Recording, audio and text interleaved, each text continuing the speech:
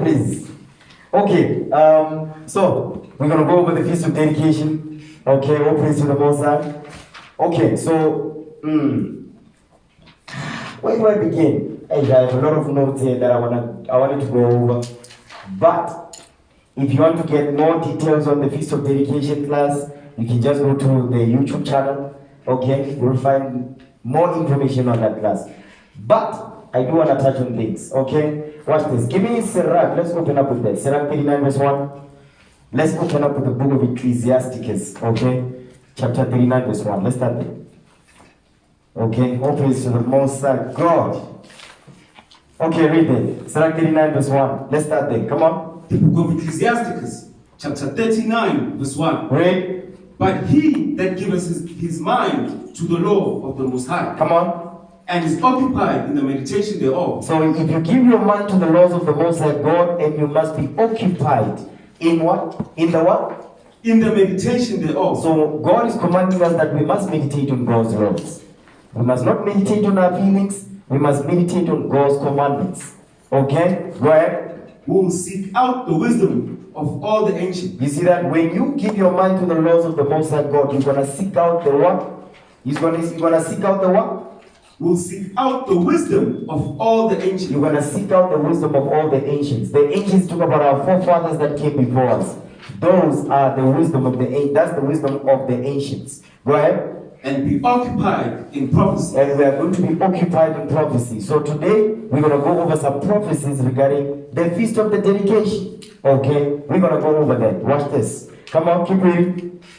He will keep the sayings of the renowned men. He will keep, he says, this man, this sister, you understand? He says, the one that what? The one that give his mind to the law of the Most High God, he says, they will keep the sayings of renowned men. You understand? Famous men. Our forefathers that came before us, because those were famous men. Go ahead. And where subtle parables are, he will be there also. You will see subtle parables in the scriptures, because only the Lord can open your understanding to see that. When you don't keep God's commandments, guess what? You're not going to see those subtle parables. Okay? The Lord will make you think that you see something when you don't. Go ahead. He will seek out the secrets of grave sentences. The secrets of grave sentences goes into what? The dark sayings, the parables. You understand? The wise sayings of our forefathers. Read. And be conversant in dark parables. And be conversant in dark parables. Okay? Read that again.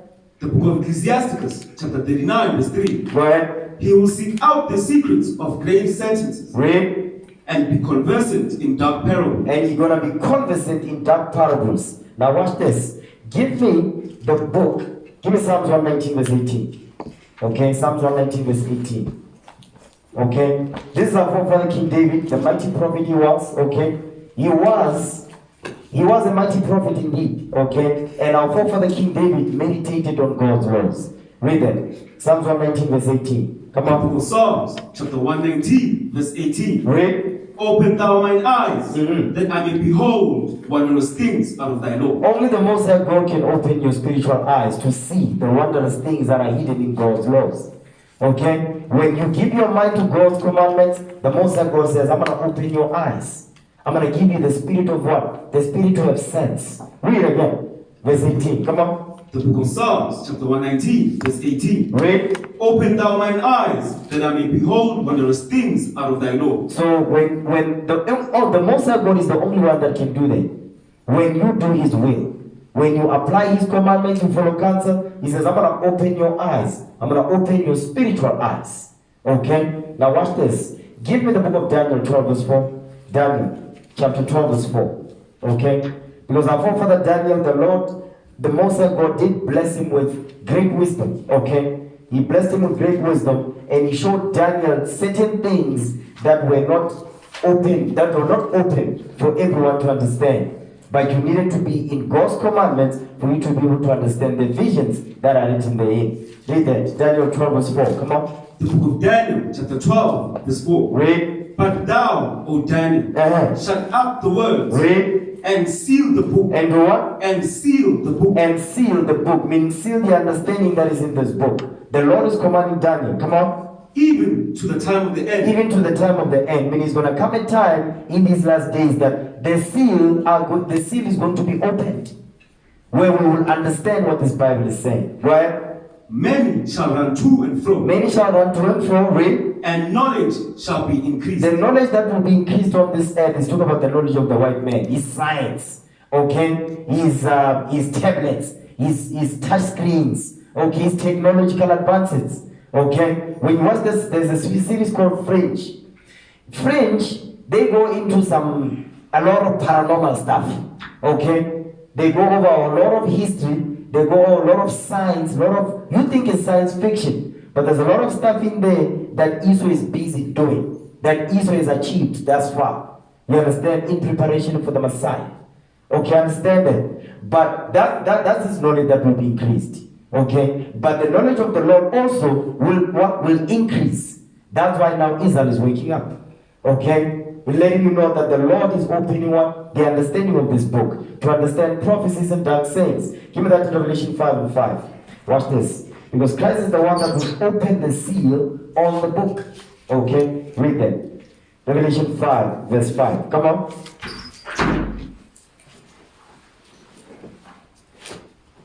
The book of Revelation, chapter 5:5. Read. And one of the elders said unto me, Weep not. Behold, the Lion of the tribe of Judah. The Lion of the tribe of Judah, that's Jesus the Christ, come on. The root of David hath prevailed to open the book. They had what? Had prevailed to open the book. Had prevailed to open the book, because Christ is the only one that is worthy to open the understanding unto us. Not man, okay? But the Spirit of Christ, which will be in the prophets, will allow us to understand what this Bible is saying. To open the seals on the book. Read it again. Verse 5. The book of Revelation, chapter 5:5. Come on. And one of the elders said unto me, Read. Weep not.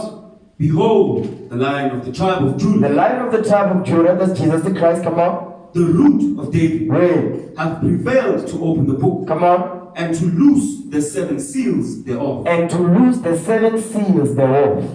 You understand? The only reason why we are able to open up the Bible and understand what it's saying is because Christ is the one that is opening our spiritual eyes to understand this thing.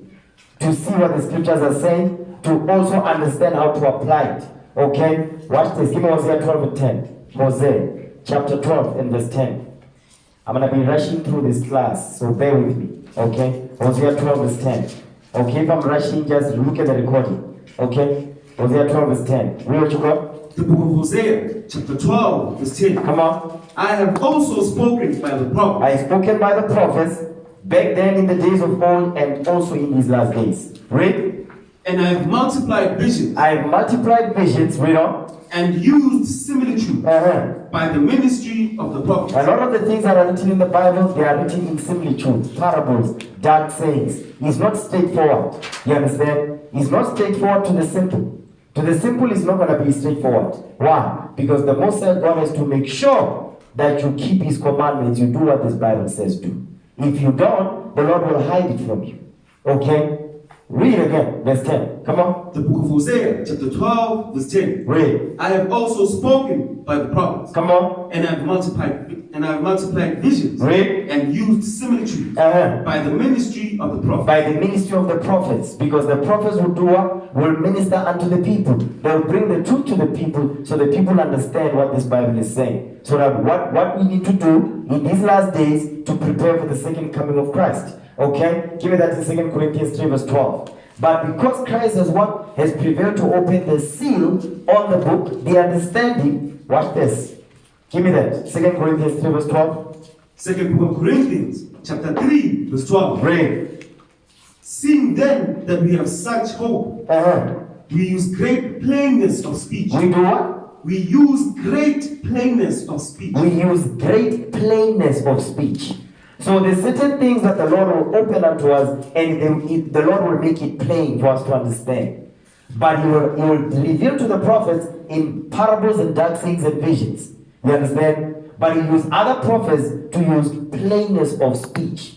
That you understand? So we understand the parables. Watch this. Give me the book of Daniel chapter 8 verse 1. We went over this, but there's certain things I want to touch on. Okay? Daniel 8 verse 1. Read that.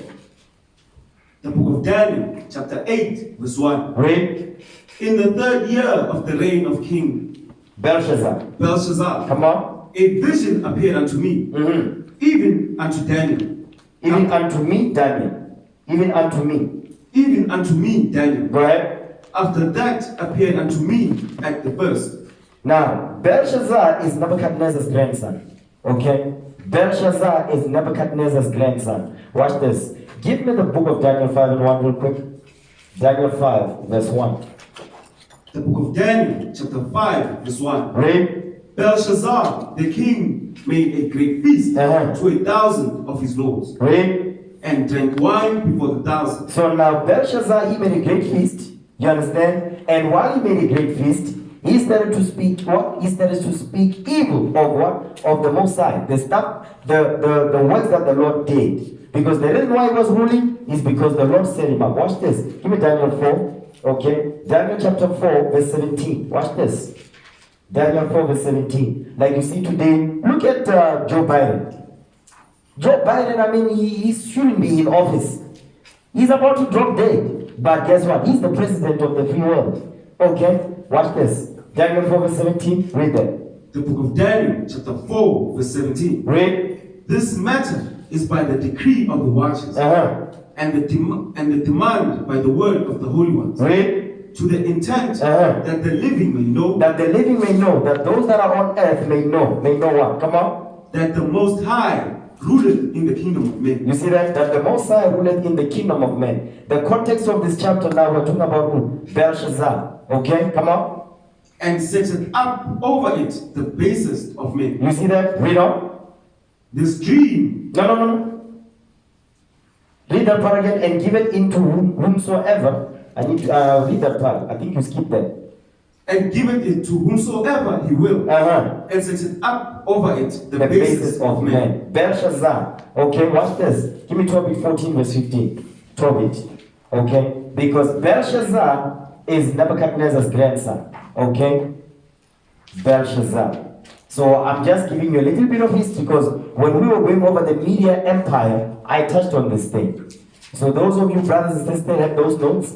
Okay, you can go back and refer to that. Okay, read that. Tobit 14, verse 15. Read that. The book of Tobit, chapter 14, verse 15. Read. But before he died, he heard of the destruction of Nineveh, which was taken by Nebuchadnezzar. Nebuchadnezzar, go ahead. And Asarus. And before his death, he rejoiced over Nineveh. Because Tobit, our forefather, was in which captivity? Which captivity? Assyria. He was in the Assyrian Empire. So now, what's going on here? Because the Assyria, Nineveh was the capital. Okay? Nineveh was the capital of Assyria. So now, guess what's going on here? Nineveh is being overthrown. Who's taking over? Babylon. So the king that took over, okay, is Nabopolassar. Okay? Nabopolassar. Nabopolassar. That's Nebuchadnezzar the first, if you will. Okay? Nabopolassar. This right here is the grandfather of Belshazzar. Okay? This is the grandfather of Belshazzar. It was around 626 BC. So write that down. Okay, 626 BC. Give me Daniel 4 verse 1. The book of Daniel chapter 4 verse 1. Go ahead. Nebuchadnezzar the king, unto all people, nations, and languages that dwell in all the earth. Peace be multiplied unto you. Peace be multiplied unto you. So this Nebuchadnezzar is Nebuchadnezzar the second. Okay? This is Nebuchadnezzar the second. And this one, this Nebuchadnezzar right here, he's the one that he was what? Was more powerful. Nebuchadnezzar the second. You understand? Now, watch this. The year was around 606 BC. So write that down. 606 BC. This is Nebuchadnezzar the second. So go back to Daniel now, 8 verse 1. The book of Daniel, chapter 8, verse 1. Read. In the third year of the reign of King Belshazzar. Belshazzar. So this is what? This is who? Nebuchadnezzar's grandson. You've got Nabopolassar, Nebuchadnezzar the second, you've got Belshazzar. Read. A vision appeared unto me, even unto me, Daniel. Come on. After that which appeared unto me at the first. So now remember, what we read in Hosea 12, the Lord says he'll speak what? He'll speak to the prophets through what? similitudes and visions, right? Okay, so that's what's going on. Daniel, now the Lord is revealing unto him those similitudes and visions. Read on, verse 2, come on. And I saw in a vision, and it came to pass when I saw Read. that I was at Shushan in the palace, which is in the province of Elam. So Shushan the palace, that's where? That's East India. That's India. Okay? Shushan the palace. Give me Esther 1:1. Esther chapter 1 verse 1. Just to get a little bit of information on this. Okay? He says he was in Shushan in Elam. Okay? Watch this. Esther chapter 1 verse 1. The book of Esther, chapter 1, verse 1. Come on. Now it came to pass in the days of Ahasuerus. Ahasuerus, that's Xerxes. Read. This is Ahasuerus which reigned from India. From where? From India. From India, come on. Even to Ethiopia. Even unto Ethiopia. Read. Over 127 provinces. So 127 provinces from India even unto Ethiopia, right? Read on. That in those days, when the king Ahasuerus sat on the throne of his kingdom, Read. which was in Shushan. Which was in what? Which was in Shushan. Which was in Shushan. That's in Elam. Okay? That's the place that Daniel is making reference to. Okay? Read that part again. Which was in what? Which was in Shushan. Which was in Shushan. Read. The palace. Now go back. Okay? Give me Daniel 8 verse 15 real quick. Daniel 8 verse 15. Remember, the Lord is giving Daniel a vision. At this point, Daniel didn't understand what was being revealed unto him. You understand? Watch this.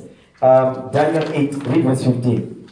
The book of Daniel, chapter 8, verse 15. Read. And it came to pass, when even I, Daniel, had seen the vision. Now Daniel is going to be explained the vision, and the vision is going to be expounded unto Daniel. Keep reading. Come on. And sought for the meaning. Then behold, there stood before me as the appearance of a man. Come on. And I heard a man's voice between the banks of Ula. Ula. The banks of Ula. The one that we read in verse 2. Come on. And I heard a man's voice between the banks of Ula, which called and said, Gabriel, make this man to understand the vision. So the Lord sent the angel Gabriel to reveal the vision unto Daniel, so Daniel can understand what's going on here. Read.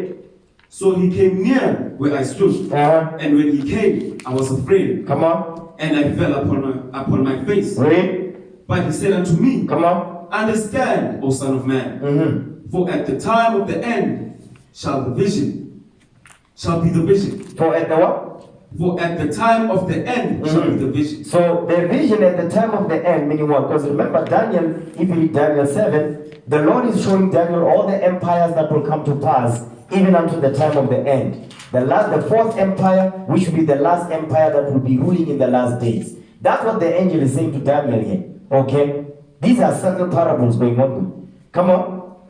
Now, as he was speaking with me, I was in a deep sleep on my face toward the ground. Right. But he touched me and set me upright. So now he's going to expound out to Daniel what's going on. Now watch this. Daniel, now go back to Daniel 8 now. Read verse 3. The book of Daniel chapter 8 verse 3. Now the vision, because the Lord is going to use the angel to explain unto Daniel what the vision means. But now we're going to go over the vision. Go ahead. Verse 3. The book of Daniel chapter 8 verse 3. Come on. Then I lifted up mine eyes and saw, and behold, there stood before the river a ram which had two horns.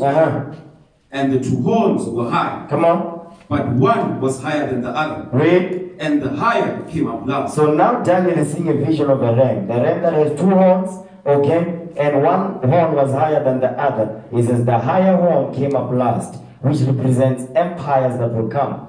Okay, come on.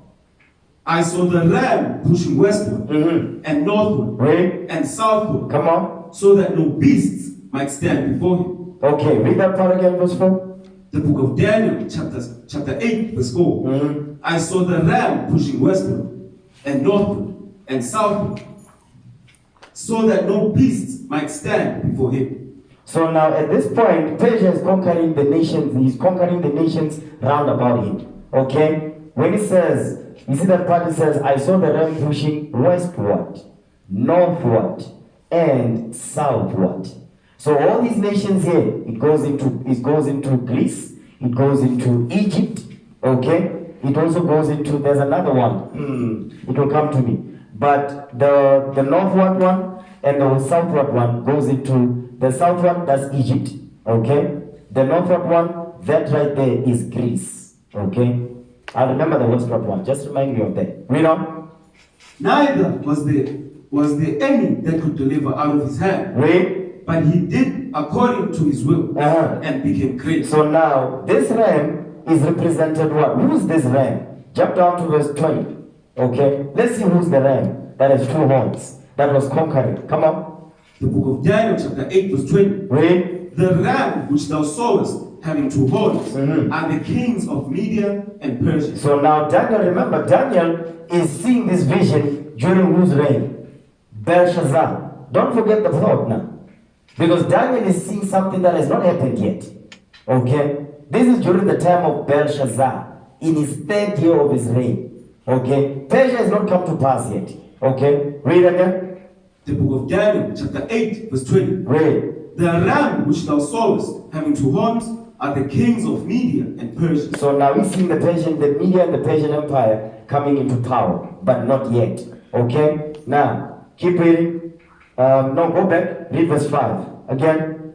The book of Daniel chapter 8 verse 5. Read. And I was considering. And as I was considering, come on. The book of Daniel chapter 8 verse 5. Read. And as I was considering. What was he considering? The vision he just saw of the ram that has 2 horns. Read. Behold, and he goat came from the west. A he goat came from the west. Come on. And he goat came from the west on the face of the whole earth. Read. And touched on the ground. And touched not the ground. What Bible are you reading? Is that other version again? Read that verse again. The book of Daniel chapter 8 verse 5. Read. And as I was considering, behold, and he goat came from the west on the face of the whole earth. Read. And touched not the ground. Come on. And the goat had a notable hole between his eyes. So now he's seeing a goat. After he was considering the ram that has 2 horns, now he's seeing the goat. Okay, this goat was powerful. He says, he was so powerful that he was so powerful that he did not touch the ground. Meaning that's how much there was conquering. The Lord gave this goat power. And the goat had a notable horn between his eyes. Okay, read on, verse 6. And he came to the ram that had 2 horns. Read. Which I had seen standing before the river. And ran unto him in the fury of his power. In the what? In the fury of his power. So now when the goat came on the scene, the goat did not come as a nice person on the scene. You understand? He did not come as a nice person on the scene. He's also letting you know how powerful the goat was. Because the goat was able to conquer this dual empire by itself.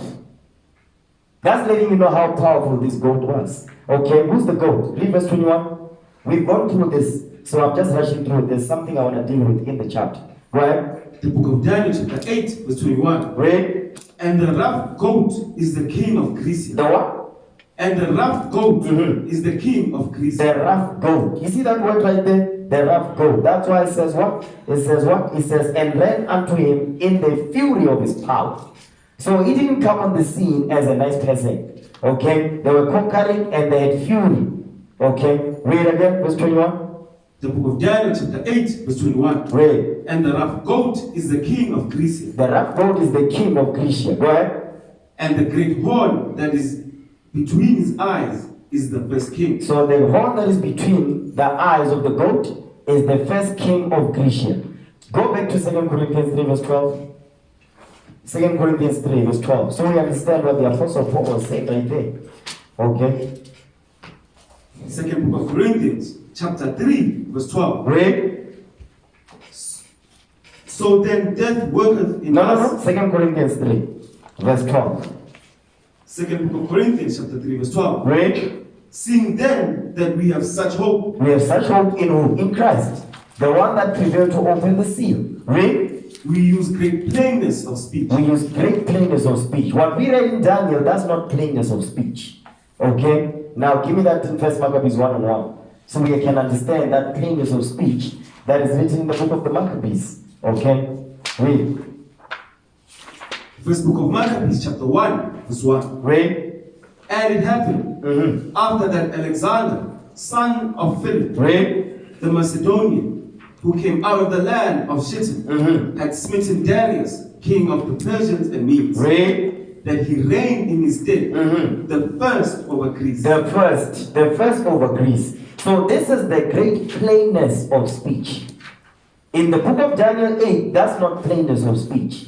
Okay? That's similitudes. Okay? That's why he's using symbols here to explain the empires that will rise one after another. In Daniel 7, he's using different symbols also.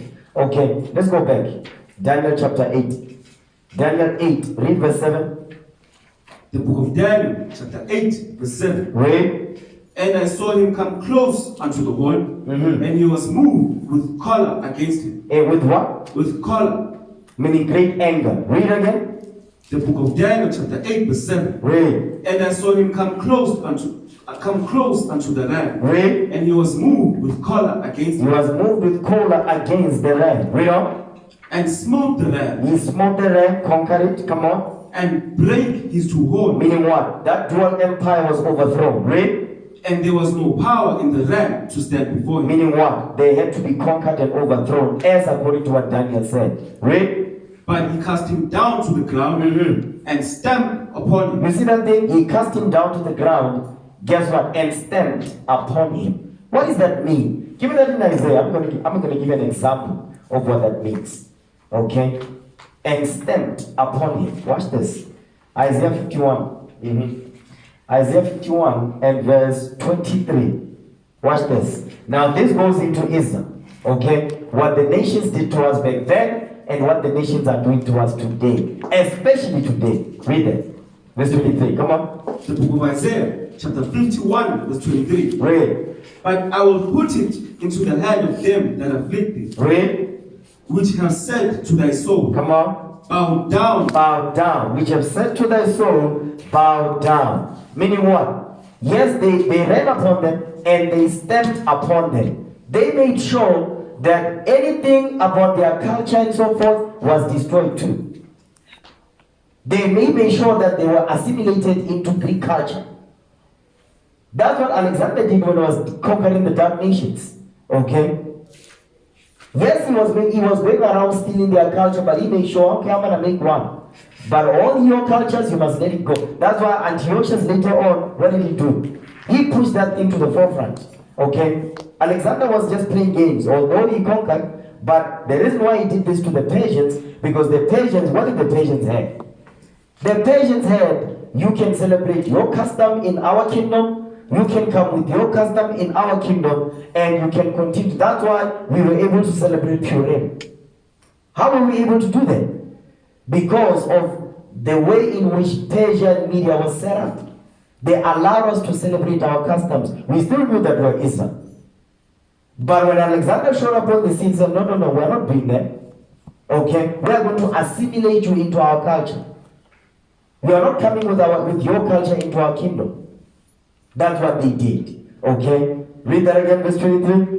The book of Isaiah, chapter 51, verse 23. Read. But I will put it into the hand of them that afflict thee, Read. which have said to thy soul, Read. bow down, Bow down, come on. that we may go over. That we may go over, we may walk all over you, trample upon you. Read. And thou hast laid thy body as the ground. That's exactly what Alexander did to the Persians. You understand? That's what America did to us in these last days. Read.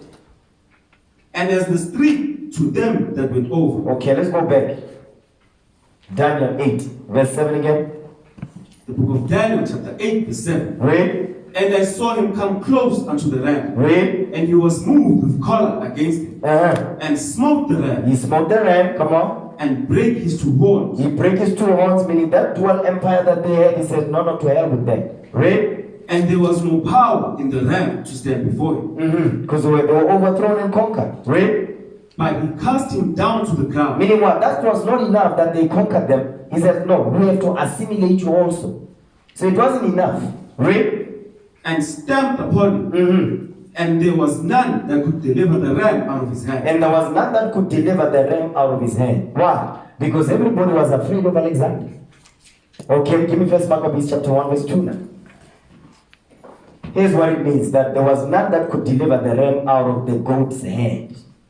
What did Alexander do? Read that. First Maccabees 1 verse 2. We're going to read 2 and 3. First book of Maccabees, chapter 1, verse 2. Come on. And made many wars, Mm-hmm. and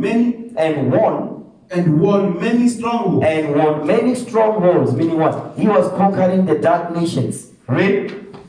And slew the kings of the earth. He slew the kings of the earth. Okay. That's why one of those kings that he slew was who? Darius the third. Darius the third. Okay, come on. And went through to the ends of the earth, and took spoils of many You nations. see that? He took spoils of many nations. Because remember, at this point, Alexander is coming into power. Okay, he's conquering the dark nations, including the Israelites. Right? In so much that the earth was quiet before him. Read. Whereupon he was exalted, Uh-huh. and his heart was lifted up. He was powerful. That's why it says that nobody could deliver the ram out of his hand. Not only did he conquer the ram, but he conquered all the other nations. You understand? That's what Alexander did. Egypt and so forth. Okay, he did that. Okay, let's go back. Okay, Daniel 8 verse 8. The book of Daniel, chapter 8, verse 8. Read. Therefore the he-goat waxed very great, He was very great, meaning he became more powerful. Read. and when he was strong, Mhm. the great horn was broken. Stop right there. So Alexander became powerful, okay, because that's the he-goat. Okay, it says when he was strong, the great horn was broken. So we touched on this. Give me that in First Maccabees, chapter 1, verse 4. Okay, in the book of the Maccabees, you see the great plainness of speech. In Daniel, it's in parables. Okay, come on. First book of Maccabees, chapter 1, verse 4. Read. And he gathered a mighty strong host, Read. and ruled over countries, and nations, and Come kings, on. Read. who became tributaries unto him. Come on. And after these things he fell sick, He fell sick, his great horn was broken. Read. and perceived that he should He die. knew that he was going to die. Come on. Wherefore he called his servants, Mhm. which as were honorable, and had been brought up with him from his youth, Read. and parted his kingdom among them, while he was yet alive. Stop right there. Let's go back. Daniel 8, verse 8. Once again. The book of Daniel, chapter 8, verse 8. Read. Therefore the he-goat waxed very great, and when he was strong, the great horn was broken. Read. And Meaning he perceived that he should die. Come on. And for it came up four notable ones. What? And for it came up four notable ones. So these four notable ones, that's what we just read in First Maccabees 1 verse 6. When it says, wherefore he called his servants, that's the four notable ones. Alexander's four generals. Come on. Toward the four winds of heaven. Towards the four winds of heaven. Read. And out of one of them came forth a little one. A little horn. And out of one of them came forth a little horn, which was exceeding great, toward the south, and toward the east, and toward the pleasant land. So now, watch this. Now, these four notable ones, okay, in verse 8, because you know about this already, okay? So, Alexander's four generals, okay? I know some of you have watched the video, some of you have not, okay? So, I see now, heads are going down now. You see that? You see on this side, everybody's like, Okay, so I'm gonna name them. Okay, you have Cassander, who was over Macedon and Greece. Okay, Cassander. Then you had Lysimachus, who was over Thrace and Asia Minor. You had Ptolemy, who was over Egypt. You had Seleucus, who was over Syria, Persia. Seleucus or Seleucus. Okay, let me repeat them again. You've got Cassander over Macedon and Greece. Lysimachus, Thrace, Asia Minor. You've got Ptolemy, Egypt. Seleucus, Syria, Persia. Okay, anybody got that? Yes, sir. Okay, all praises. Now, Daniel 8, verse 9. The book of Daniel, chapter 8, verse 9. Come on. And out of one of them came Hold on, let me see. Because there are things there I want to touch, but let me see. Yeah, read verse 9 again. The book of Daniel, chapter 8, verse 9. Read. And out of one of them came forth a little horn, A little horn, we're going to touch on that. Come on. which waxed exceeding great Meaning was more powerful than the 4 generals of Alexander. Read. toward the south and toward the east Uh-huh. and toward the pleasant land. Now this little horn that came forth that was powerful. Give me 2 Maccabees 4 verse 7. 2 Maccabees chapter 4 verse 7. Okay? Because we dealt with the Alexander's 4 generals. Get that in 2 Maccabees 4 verse 7. Second book of Maccabees, chapter 4, verse 7. Read. But after the death of Seleucus, Seleucus. So after the death of Seleucus, one of Alexander's generals, come on. when Antiochus, When who? when Antiochus That's the little horn in Daniel 8 verse 9. Come on. called Epiphanes, Epiphanes means God's reign on earth. That's his name. That's what his name means. God's reign on earth. Read again. the second book of Maccabees, chapter 4, verse 7. Read. And after the death of Seleucus, Uh-huh. when Antiochus called Epiphanes, Read. took the kingdom, Jason, the brother of Onias, This is Onias the third. Come on. labored underhand to be high priest. So Onias the third labored under him to become the high priest. This is Onias the third. Okay, write that down. Okay, so now Seleucus, the reason why he's significant is because Antiochus comes out of the Seleucus Empire or the Seleucus Empire or this lineage. Okay, go back. Daniel 8, verse 9 again. The book of Daniel, chapter 8, verse 9. Read. And out of one of them came forth a little horn, which waxed exceeding great Read. toward the south, Come on. and toward the east, and toward the pleasant land. And it was the pleasant land that goes into what? The land of Israel. Later on. Watch this. Give me first Maccabees 1 verse 20. Okay. So this Seleucus, this Antiochus that comes out of the lineage of Seleucus, right? First Maccabees 1 verse 20. First book of Maccabees, chapter 1, verse 20. Remember what we just read in Daniel 8 verse 9. Don't forget that. It says, he came forth a little horn, which waxed exceeding great towards the south, and towards the east, and towards the pleasant land. First Maccabees 1 verse 20. First book of Maccabees, chapter 1, verse 20. If we were to retrace his steps, start at verse 17. Okay? First book of Maccabees, chapter 1, verse 17. Go ahead. Wherefore he entered into Egypt with a great multitude, Come on. with chariots, Read. and elephants, and horsemen, and a great navy. Read. So he entered into Egypt. Who was over Egypt? Ptolemy. Ptolemy was over Egypt. Come on. And made war against Ptolemy, king of Egypt. Read. But Ptolemy was afraid of him, Come on. and fled, and many were wounded to death. Read. Thus they got the strong cities in the land of Egypt, Read. and he took the spoils thereof. And after that Antiochus had smitten Egypt, he returned again in the 140 and third year. 140 and third year. So 143. Now, watch this. Keep reading. Finish that verse. We're going to jump up to verse 10. And went up against Israel and Jerusalem with a great multitude. So that's the pleasant land, right? The east, the west is going into what? The west is going into Egypt. Where is that? Let me see. Daniel 8 and verse the east. It says the south, no, that's Egypt. And towards the east. The east, remember, the east goes into the land of Jerusalem. Okay? So before he entered into the land of Jerusalem, remember, we had colonies around. You understand? Remember what Christ said in Luke 21? When he says, those that are what? Those that are what? Those that are in the countries. So where were the countries?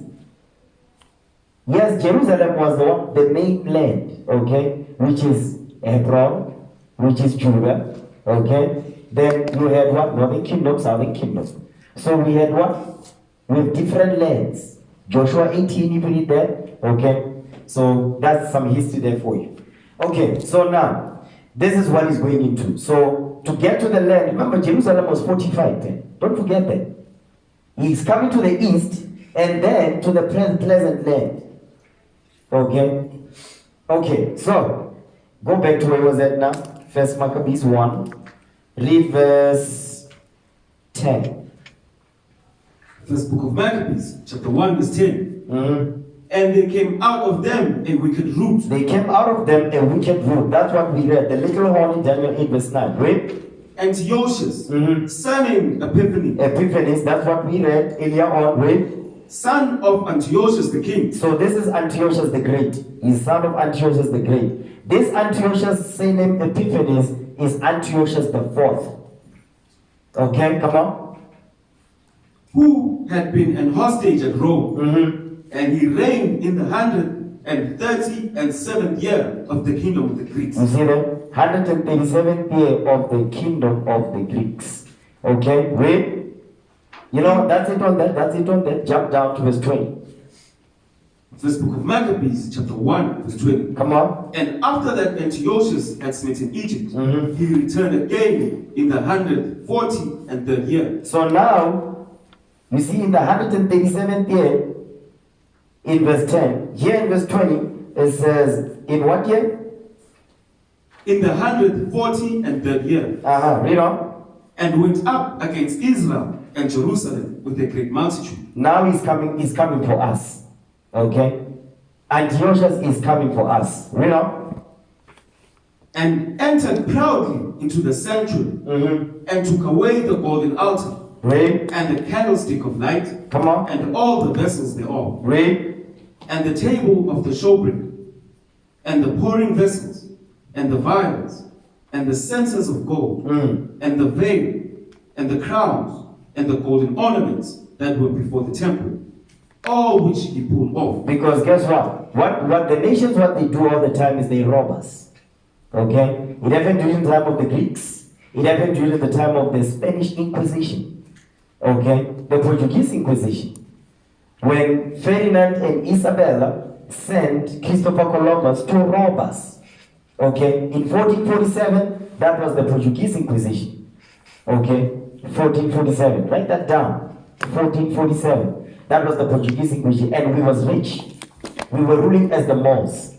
Okay? And guess what they did? They robbed us. They used our spoils to sell us in slavery to insure the ships.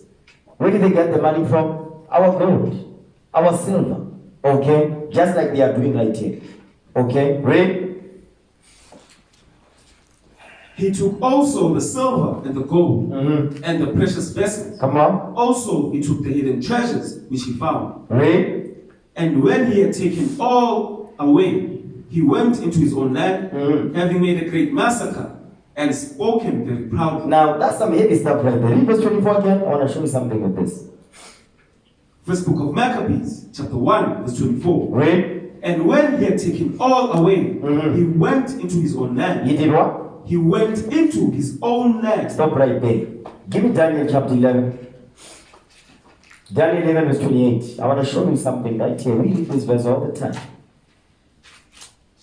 The book of Daniel, chapter 11, verse 28. Come on. Then shall he return into his land with great riches. That's Antiochus. This is talking about Antiochus right here. Go ahead. And his heart shall be against the holy covenant. Because what was he doing? Defiling our temple. Right? And he shall do exploits and return to his own land. You see that? They were exploiting our what? Our riches and our wealth. Okay? So now, I'm going to be jumping around. I'm going to jump around here. Okay, give me Daniel 11 verse 30. Okay? Daniel chapter 11 verse 30. Okay? So you're going to read the whole chapter on your own. Okay? I don't want to touch that today. We went over this chapter many times. Okay? Daniel chapter 11 verse 30. Read that. The book of Daniel, chapter 11, verse 30. Come on. For the ships of Shittim shall come against him. The him here is talking about who? Antiochus. Shittim is going into Rome. Okay? Rome and Greece were in what? Were at war with each other. Come on. Therefore he shall be grieved and return. He shall be what? He shall be grieved and return. Read on. To return to what? To overthrow us and to destroy us. Read. And have indignation against the holy covenant. And he will have indignation against the holy covenant. Come on. So shall he do. He shall even return and have intelligence with them that forsake the holy covenant. So now, you see what's going on here? Antiochus had help.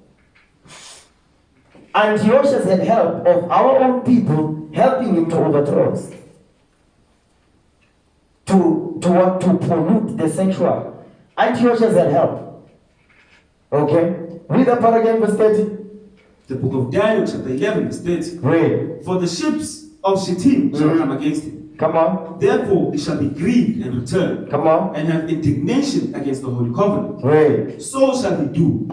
He shall even return and have intelligence with them that forsake the holy covenant. Now, I want to show you something. Give me Daniel 8, verse 11. I told you today I want to go into prophecies and stuff like that. Okay, read that. Daniel 8, verse 11. We're going to read 11 and 12. Come on. The book of Daniel, chapter 8, verse 11. Watch this. What we read in Daniel 11, Daniel is repeating it again in Daniel 8. Read. Yea, he magnified himself even to the prince of the host. The prince of the host goes into our people, read on. And by him, the daily sacrifice was taken away. You see that? By him, by Antiochus, the daily sacrifices was taken away. We could no longer sacrifice into our temples. And he had help. Why we could not? Okay? He had intelligence with them that helped him. Okay, come on. And the place of his sanctuary was cast down. The place of his sanctuary was cast down. Meaning the place of our sanctuary was cast down. Read. And an host was given him. That host right there, that's wicked Israelites. Read. And an host was given him against the daily sacrifice. You see that thing? An host was given him. That's the intelligence that Daniel is talking about in Daniel 11 verse 30. Read. By reason of transgression. By reason of wickedness. Read. And it cast down the truth to the ground. And it practiced and prospered. So they helped him to cast the truth down. Meaning what? To destroy the Bibles. Just like Hitler was doing. Burning the Bibles. So that's what's going on here. Watch this. Give me 1 Maccabees 1 verse 10. We read this all the time. Okay? I'm putting some context for you. So you can understand. What Daniel is explaining here, it's not in plain speech. What we are reading in 1 Maccabees, they are making it plain for us. Okay? Read. First book of Maccabees, chapter 1, verse 10. Read. And there came out of them a wicked root. Read. Antiochus, sending Epiphanes. Come on. Son of Antiochus the king, who had been an hostage at Rome. That's what we read in Daniel 11 verse 30. Read. And he reigned in the 137th year of the kingdom of the Greeks. Read. In those days were there out of Israel wicked men. You see that? That's the host. That's the host in Daniel 11. That's the host in Daniel 8 verse 11 and 12. The intelligence with them, meaning he had help. Read. Who persuaded many, saying, let us go and make a covenant with the heathen. Come on. That are round about us. Read. For since we departed from them, we have had much sorrow. Because guess what? When we were sacrificing, they didn't want that. They were okay when they were what? When our forefathers and foremothers and kids were eating pork and all that. They say no. Since we stopped eating pork, we have had much sorrow. We want to go back. Doesn't that sound familiar? During the Exodus? Isn't that what our forefathers said? Yes. We want to go back.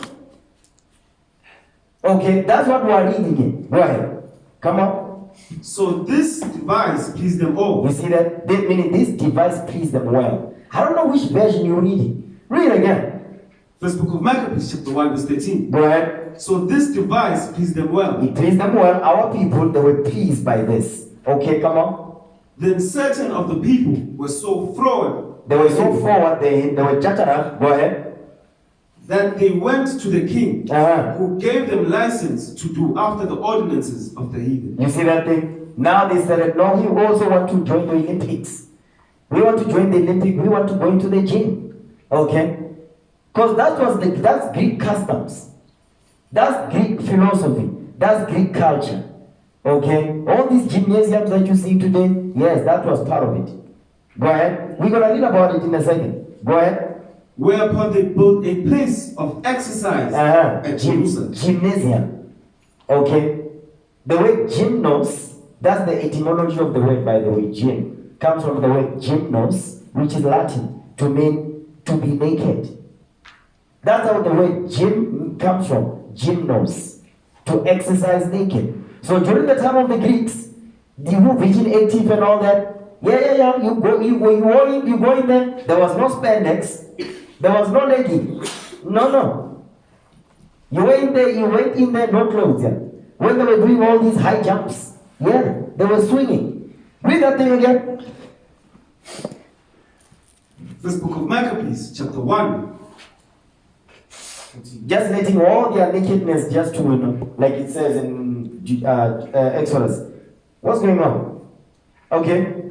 Read verse 14 again. Come on. First book of Maccabees, chapter 1, verse 14. Read. Whereupon they built a place of exercise. They built a place of exercise during the time of the Greeks. Our forefathers, they said, we also want to join the heathens to do this. Read. At Jerusalem, according to the customs of the heathen. According to the customs of the heathen. Okay. Is that it on there? Read on. Verse 15. And made themselves uncircumcised. They made themselves uncircumcised. So there were those our forefathers that grew up, they circumcised their flesh, but they made themselves uncircumcised. How did they do that? Spiritually. They did that. Meaning they went back to sin. They stopped keeping God's commandments. That's why he says, by reason of transgressions in Daniel 8. Okay, come on. And forsook the holy covenant. That's how they made themselves uncircumcised. They forsook the holy covenant. And they were helping Antiochus because Antiochus wanted to go against the holy covenant. Read.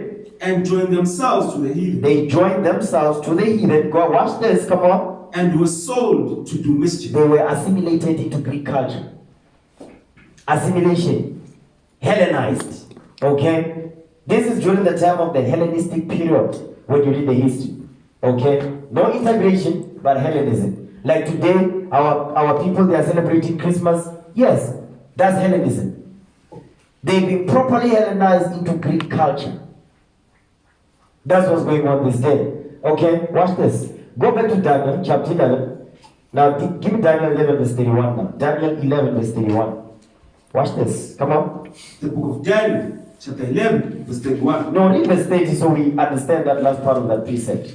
Read. The book of Daniel, chapter 11, verse 30. Come on. For the ships of Shittim shall come against him. Read. Therefore he shall be grieved and return. Come on. And have indignation against the holy covenant. You see that? The Antiochus will have indignation against the holy covenant. And where did we read about that? We just read it in 1 Maccabees 1. Okay? Read. So shall he do.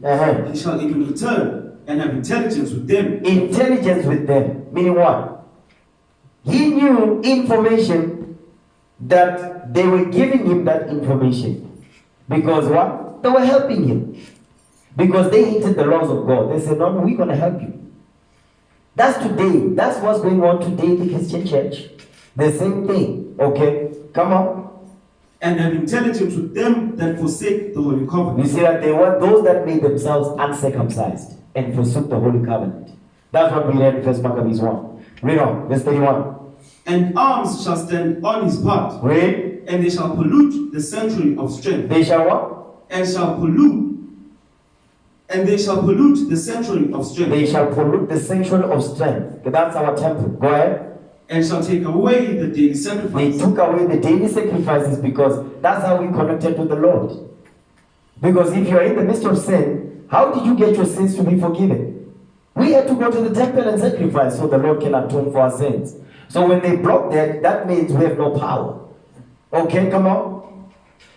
And they shall place the abomination that maketh desolate. They shall what? And they shall place the abomination that maketh desolate. They shall place the abomination that maketh desolate. The abomination of desolation. Give me Daniel 9 verse 27. Daniel chapter 9 verse 27. They shall place the abomination that maketh desolate. So this is twofold. He's talking about during the time of the Greeks. He's also talking about the time of the Romans. Beyond that, he's going into 70 AD. Okay? Daniel 9:27. Read that. The book of Daniel, chapter 9, verse 27. Read. And he shall confirm the covenant with many for 1 week. Come on. And in the midst of the week, he shall cause the sacrifice and the oblation to cease. He shall what? He shall cause the sacrifice and the oblation to cease. He shall cause the sacrifice and the oblation to cease. That's what Antiochus did. Go ahead. And for the overspreading of abomination. For the what? And for the overspreading of abomination. He shall place the abomination that maketh desolate. Go ahead. He shall make it desolate, even until the consummation. Read. And that determined shall be poured upon the desolate. So Daniel is saying the same thing. He's just using harder words here, but he's explaining the same thing. He will make what? They shall place the abomination that maketh desolate. What is that? Give me that in First Maccabees, okay, chapter 1, verse 54. Read that. First book of Maccabees, chapter 1, verse 54. Remember, this is during the time of Antiochus. Okay, come on. Now the 15th day of the month Casli, Read. in the 140 and 50th year, they set up the abomination of desolation. What did they do? They set up the abomination of desolation. They are set up the abomination of the what? The abomination of desolation. Read on. Upon the altar. Upon the what? Upon the altar. He's letting you know what the abomination of desolation is happening when? At the altar. Read on. And builded idol altars throughout the cities of Judah. Come on every side. You see that thing right there? Watch this. Give me that in First Maccabees 1:43. First Maccabees chapter 1, verse 43.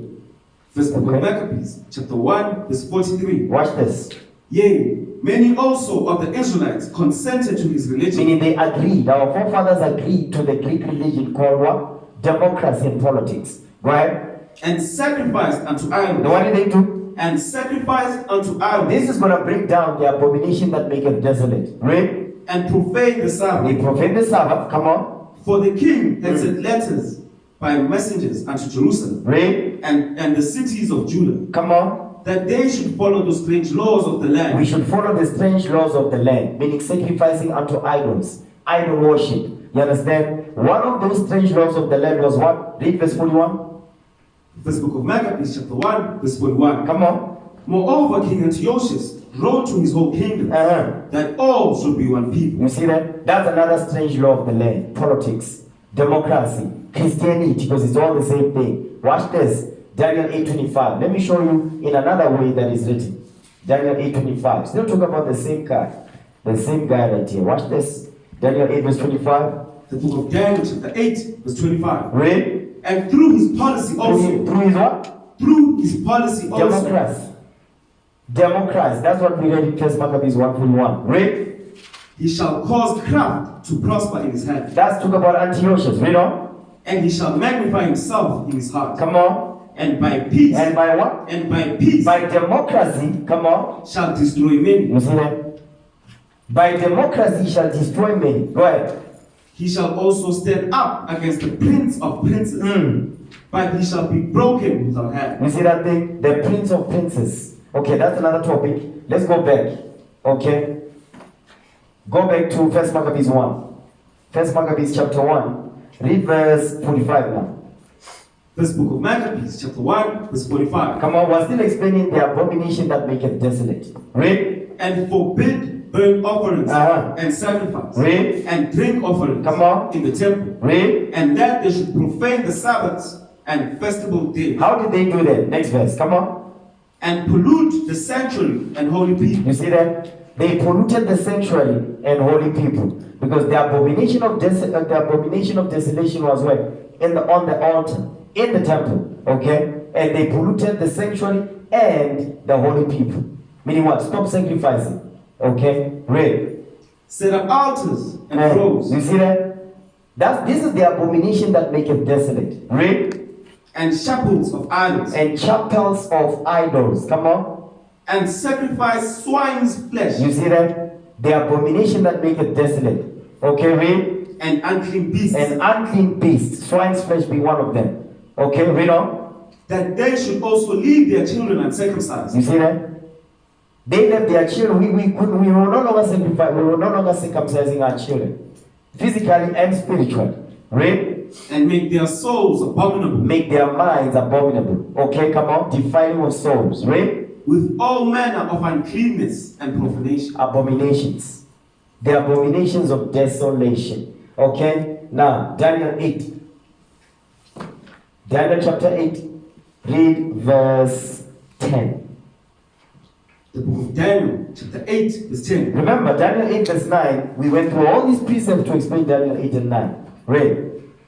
And it waxed great, even to the host of heaven. We see that it says, it works great even to the host of heaven. Remember, Go back to First Maccabees 1 verse 20. First book of You know Maccabees. what? No, read verse 9. Don't go there. Just read verse 9. We will explain it with this. The book of Daniel, chapter 8, verse 9. Come on. And out of one of them came forth a little horn, Read. which waxed exceeding great, Come on. toward the south and toward the east, Read. and toward the pleasant land. Okay, that's Jerusalem. Come on. And it waxed great, even to the host of heaven. That's the key right there. So he went to the pleasant land. He says it works great, even, meaning indeed, to the host of heaven. Read on. And cast down some of the host. He cast down some of the host, meaning those that did not agree. Okay? Those that didn't agree, they were cast down. Read. And of the stars to the ground. And of the what? And of the stars to the ground. And of the stars to the ground. Read. And stamped upon them. And stamped upon them. Watch this. Give me that in Exodus. Okay? Give me Exodus. Exodus chapter 32, verse 13. He says the stars to the ground. Who's the stars? That's the host of heaven. Okay? The stars to the ground were cast down, and he stamped upon them. Exodus 32, verse 13. Read that. The book of Exodus, chapter 32, verse 13. Read. Remember Abraham, Isaac, Come and on. Israel, Read. thy servants, to whom thou swearest by thine own self, Come on. and said unto them, Read. I will multiply your seed as the stars of heaven. I will do what? I will multiply your seed as the stars of heaven. I will multiply your seed as the stars of heaven. Okay, let's talk about the 12 tribes of Israel. Read on. And all this land that I have spoken of That's the pleasant land that we read about in Daniel 8. Read. will I give unto your seed, Come on. and they shall inherit it forever. That's what Antiochus was coming for. The pleasant land. Okay? And the stars of heaven is talking about what? The 12 tribes of Israel. Because we was in Jerusalem. Go back to Daniel 8. Read verse 10 again. The book of Daniel, chapter 8, verse 10. Read. And it was great, even to the host of heaven, and it cast down some of the host, Read. and of the stars to the ground. So now, read verse 11 and 12. Because we read this already. The book of Daniel, chapter 8, verse 11. Come on. Yea, he magnified himself, even to the prince of the host, Read. and by him the daily sacrifice was taken away, Let's talk about Antiochus. Read. and the place of his sanctuary was cast down, Read. and an host was given him against the daily sacrifice, Come on. by reason of transgression, and it cast down the true to the ground, and it practiced and He prospered. says they cast down the truth to the ground. And remember, they had help. First Maccabees 156. Let me show you how they cast the truth to the ground. And they had help doing this. First Maccabees 156. Read that. First book of Maccabees, chapter 1, verse 56. Come on. And when they had rent in pieces the books of the law, The what? the books of the law, Meaning what? They were what? They were tearing our Bibles up. You know, there's a video on YouTube. This wicked Negro called, what's his name? I think now he's arrested. He's in jail now for pedophilia. What's his name? He was shooting the Bible with bullets. The brother was holding the Bible like this, and he was shooting the Bible with bullets. That wicked Negro. Okay? Okay, read that thing again. First book of Maccabees, chapter 1, verse 56. So the same way they had help back then, they have help today. Read again. And when they had rent in pieces the books of the law, Read. which they found, they burnt them with fire. You see, that's what Hitler did. Okay? That's what Hitler did in his last days. You think it's not going to happen again? It will happen again, of course. That's why you need to know when the feasts are happening by heart. It's going to come a time where you're not going to have this Bible. You say, no, I'll just watch it on YouTube. No, I just watch it I just read it on my phone. That's why it says, commit these things to memory. Okay? It will come a time where we're going to have to run and hide. Okay? Yeah, those days are coming. Them days are coming. Christ talked about that day. Okay? And I think we touched briefly on it on class, right? Okay, it's coming. It's coming. Where it's going to be so bad that they are going to be electrocuting you. For you to say, I'm not an Israelite no more. Yeah. They say, are you still a Jew? Being electrocuted. Being set on fire.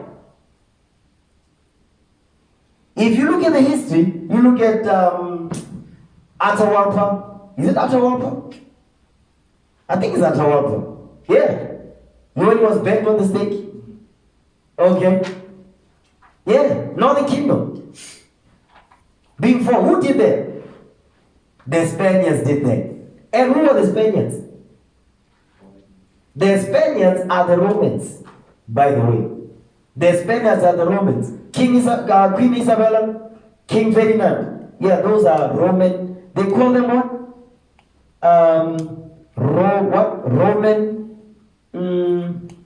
Roman Spaniards, something like that. There's some dual name, hyphenated name like that. But they are Romans. Okay? Watch this. Now, let me see. I got distracted there for a second. Okay, let me see. Yeah, okay, go back to Daniel 8 verse 12. The book of Daniel, chapter 8, verse 12. And an host was given him against the daily sacrifice by reason of transgression. You know what? On that, read 1 Maccabees 1:57 because I mentioned it. Let's just read it. It's right there in the next verse. Verse 57. First book of Maccabees, chapter 1, verse 57. Go ahead. And wheresoever was found. And wheresoever, come on. And wheresoever was found with any the book of the testament. If you were found with the Bible, what happened? Or if any consented to the law. If you said you keep the command, you keep the Sabbath, you wear fringes, you grow your beard, you observe the Passover, right? Go ahead. The king's commandment was. The king's commandment was what? That they should be put to death. You see that? So they were putting us to death. So that's why it says we fight for our laws, our lives and our laws. How do you think you're going to do it? Listen, it's going to get rough, okay? Don't think it's just cool being an Israelite. This is war. You mean to tell me that the nations that put you in captivity, right? They change your names. They give you a new culture. They give you a new dress code, a new diet. They taught you wrong. They just gonna be just sitting there watching your YouTube rising against them. Because you see, some of us, we don't think like that. You don't think that the white man is sitting there and saying, they are rising up, man. You know when we teach in Pretoria and Macedon, you know how many Edomites come there? They may not come in the front of us, but they be roaming around there. We see them a lot now, taking videos of us. Okay? I remember there was a day we were teaching in Thessalonica. I'll never forget this day. This white man, he stood on the other side. I think I was with you, right? And all of a sudden, he leaves from where he was. He comes to the front.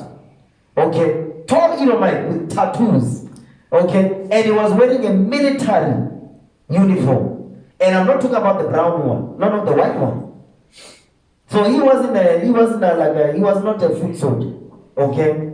He had rank. Okay? Like Kenel. Those type of ranks. He stood there. Okay? And he was listening, then he came to the front. And I asked him, do you have any questions? He just ignored me. He looked at the posters. Because we had posters, we just didn't have them now when they're looking all nice.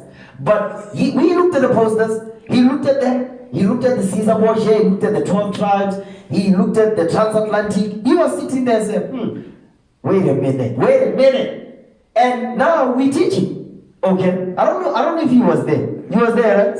The tattoos. Yeah. And after that, he just left.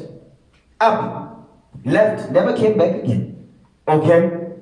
And then we started to have some issues when we were teaching at camp. Negroes just coming out of nowhere, just having a problem with us. Okay? So this is not a game. There was a brother that came to camp. I think we were still teaching next to the Midrand court. He came, the way he asked the questions, like you could tell that this guy, he knows the scriptures, but he was testing to see where's the level of understanding.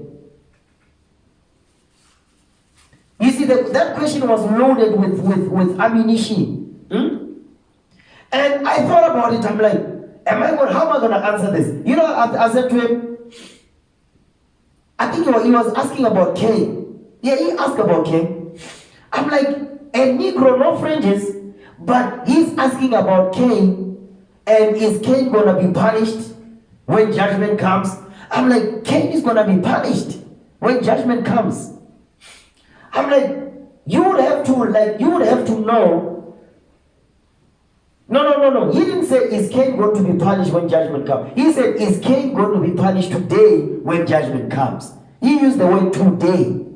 I was like, there's no way that a simple Negro can ask something like that. He would have to know, wait a minute, Cain is back. Who's Cain today? He would have to know that. Okay? And so I picked it up. You know what I said? I said, no. After the flood happened, Cain was judged. I left it there. Because I knew where he was going with this. I said, I'm going to give him a rope to hang himself. Yeah, that was it. Because I could see that's a loaded statement. It's not just any question he's making. He's asking.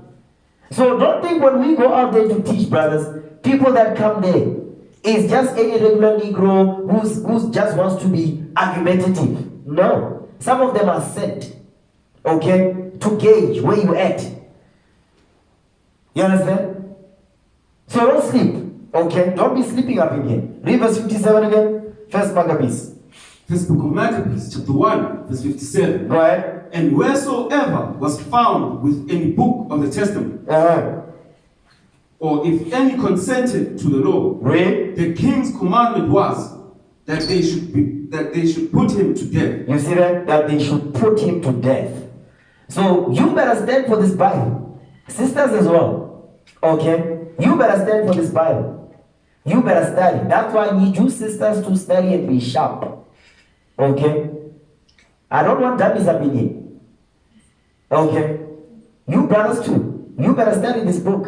Because the day when it comes down on us, you have to stand for this book. The Lord is with us, okay? The Most High God is with us. But He's not going to fall on our lap.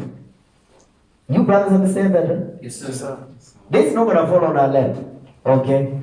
Much tribulation before we get the kingdom. And the nations know that. Watch this. But the Lord is with us. We're going to overcome by the blood of the Lamb. Understand that thing. Okay, go back to Daniel 8, okay? I'm almost done.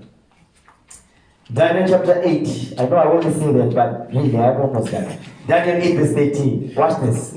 Come on. The book of Daniel, chapter 8, verse 13. Read. Then I heard one saint speaking, and another saint said unto the certain saint which spake, Read. How long shall be the vision concerning the daily sacrifice? Come on. And the transgression of desolation. And the what? And the transgression of desolation. The transgression of desolation is the abomination of desolation, which we read in 1 Maccabees 1:43 down. Okay, come on.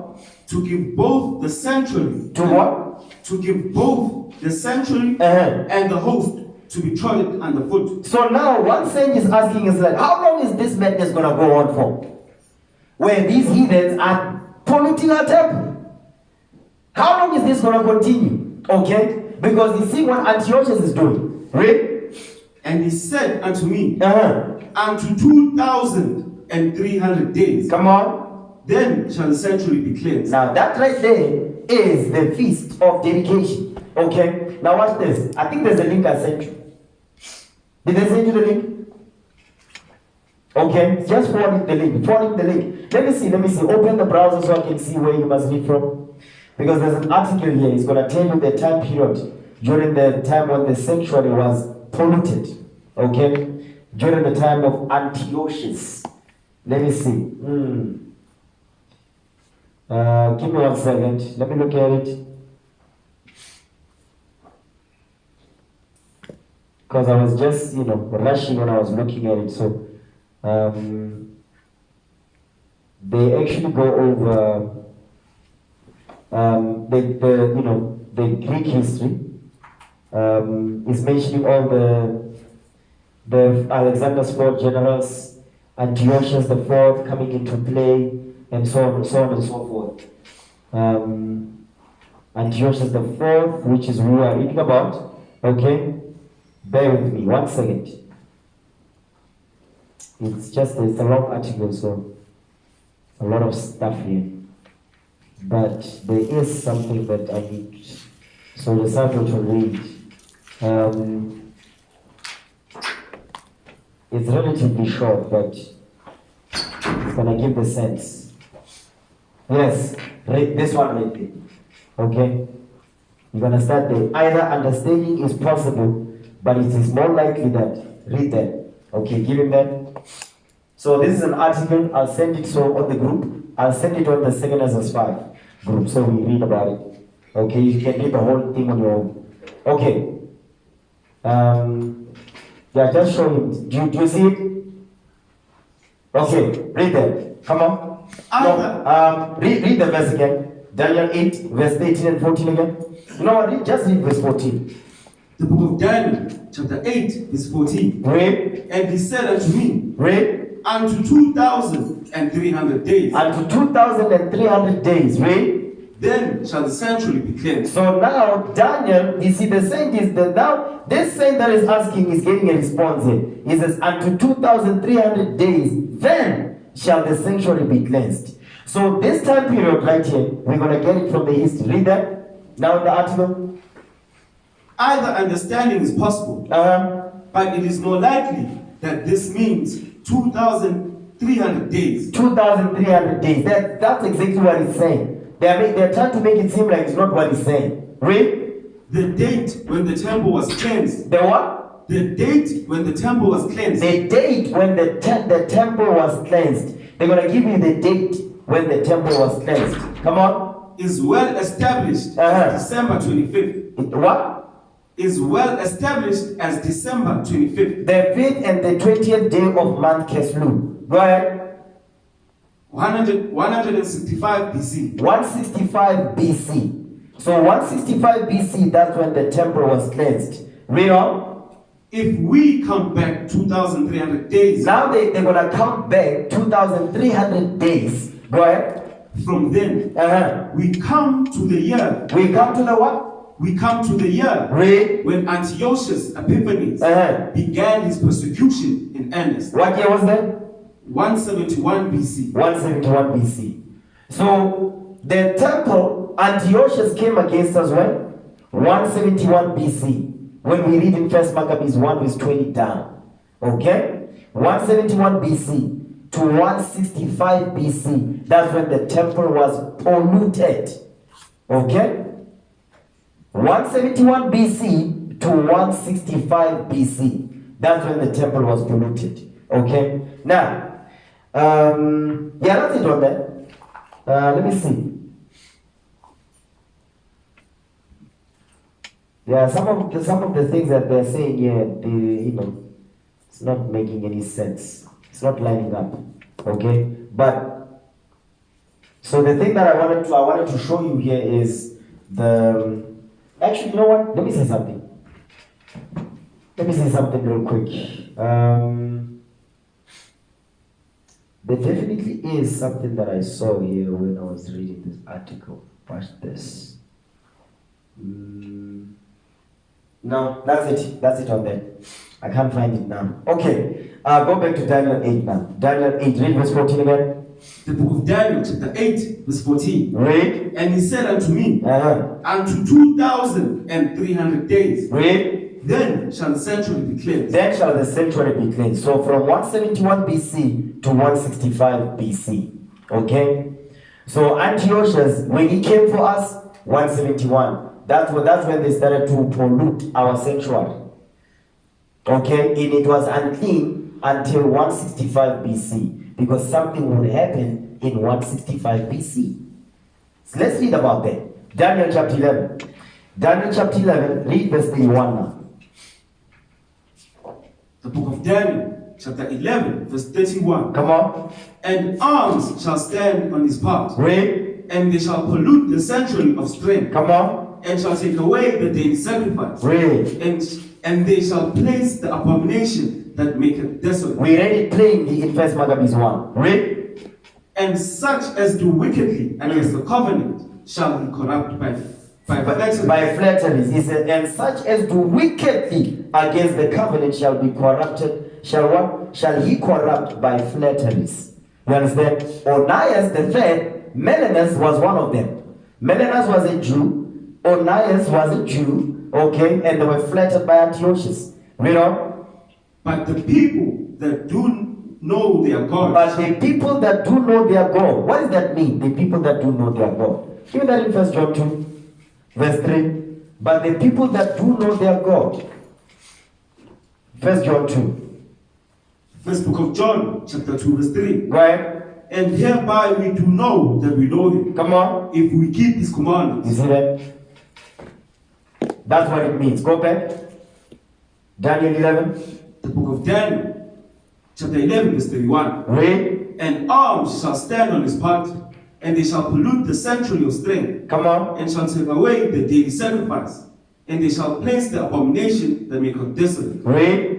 And such as do wickedly against the covenant shall he corrupt by flatteries. Read. But the people that do know their God shall be strong. But the people that do keep the commandments shall what? Shall be strong and do exploits. Now that's it right there. Watch this. The people that keep the commandments, guess what they will do? He says, shall be strong and do exploits.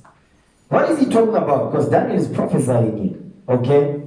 That's now when 165 BC, when we're gonna now be able to cleanse our sanctuary. Okay? Watch this.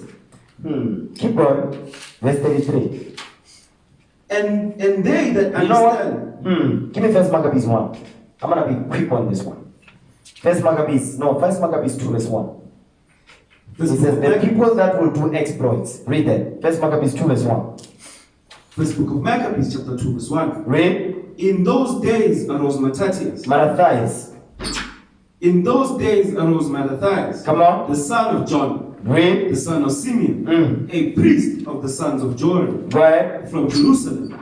And dwelt in Modin. Now jump down to verse 6. First book of Maccabees chapter 2 verse 6. Come on. And when he saw the blasphemies that were committed in Judah and Jerusalem. By Antiochus, read. He said, woe is me. Wherefore was I born to see this misery of my people? Come on. And of the holy city. Read. And to dwell there. And when it was delivered into the hand of the enemy. Come on. And the sanctuary into the hand of strangers. Yeah, come on.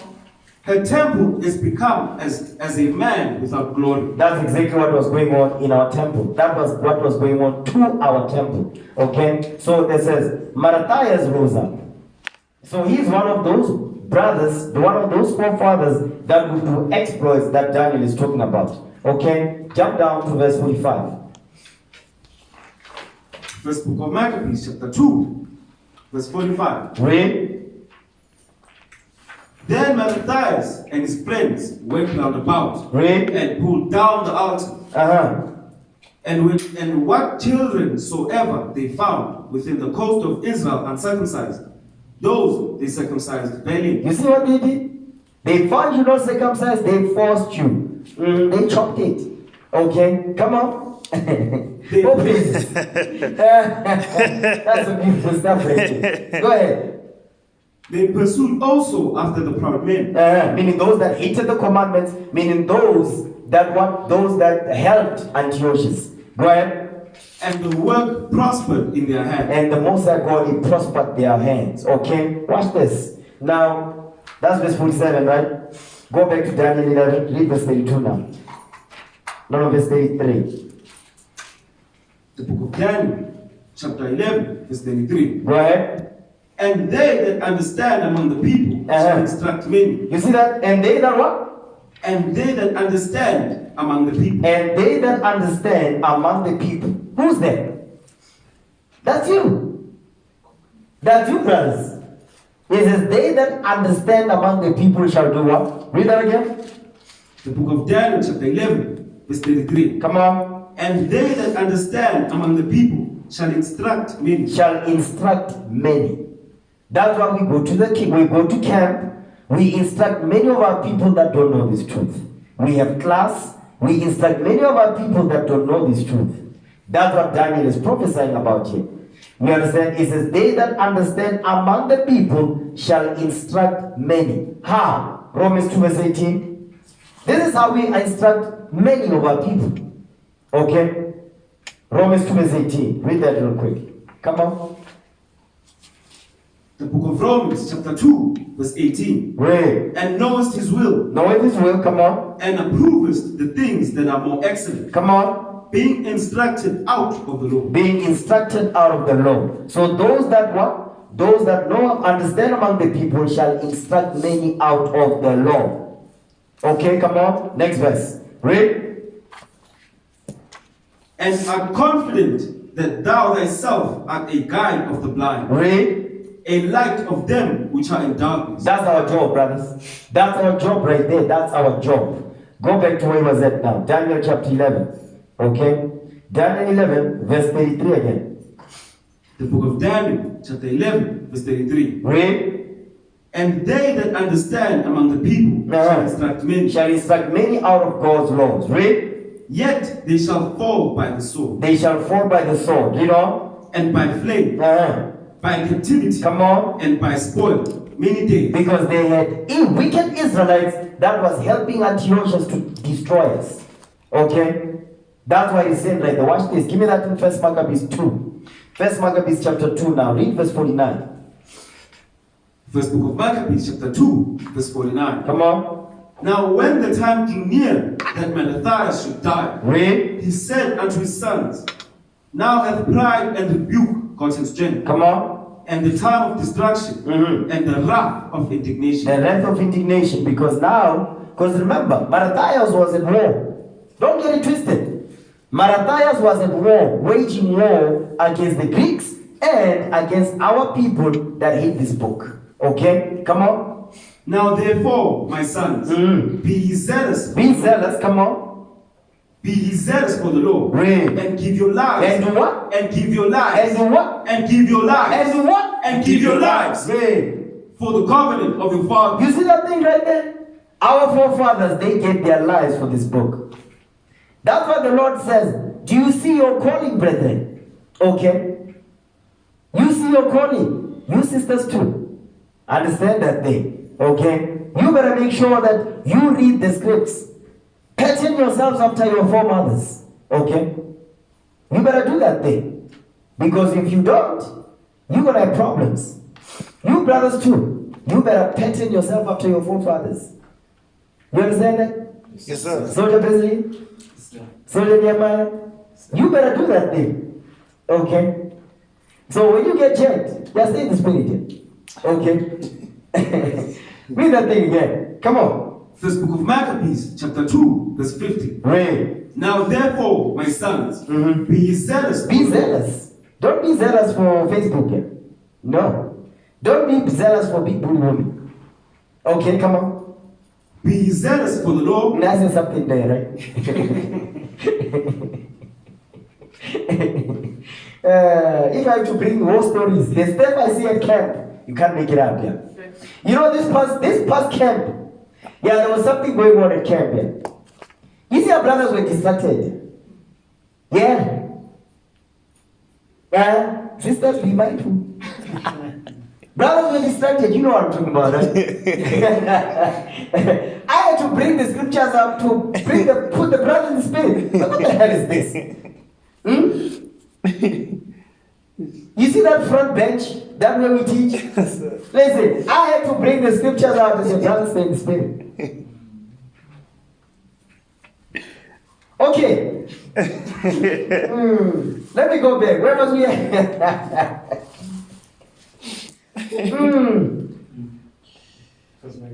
Okay, read that. Let me get on that tangent. Sisters, don't ask me nothing. Okay. Okay. You know what I'm talking about, right? Yes, sir. You saw that? Yes, sir. Liar. I don't believe that thing. That thing was in front of us. Yeah, like the sky. Does it ring a bell now? Am I right or wrong? Like the sky. Am I right or wrong? What the hell is this? Read that thing again. Let me calm down. First book of Maccabees. You see, they know what I'm talking about. They be acting like they don't know what I'm talking about. Where was we? The sky. Where was we? First book of Maccabees, chapter 2, verse 50. Read. Now therefore, my sons, Come on. be ye zealous for the Lord, Uh-huh. and give your lives for the covenant of your fathers. You see that? And give your lives for the covenant of your fathers. Okay? Youthful lusts. Let me bring that up. Let me put the spirit out there. Okay? I'll bring it out. Let me put the spirit out there. Where's the scripture? I think it's in Timothy, right? Where it talks about youthful lusts.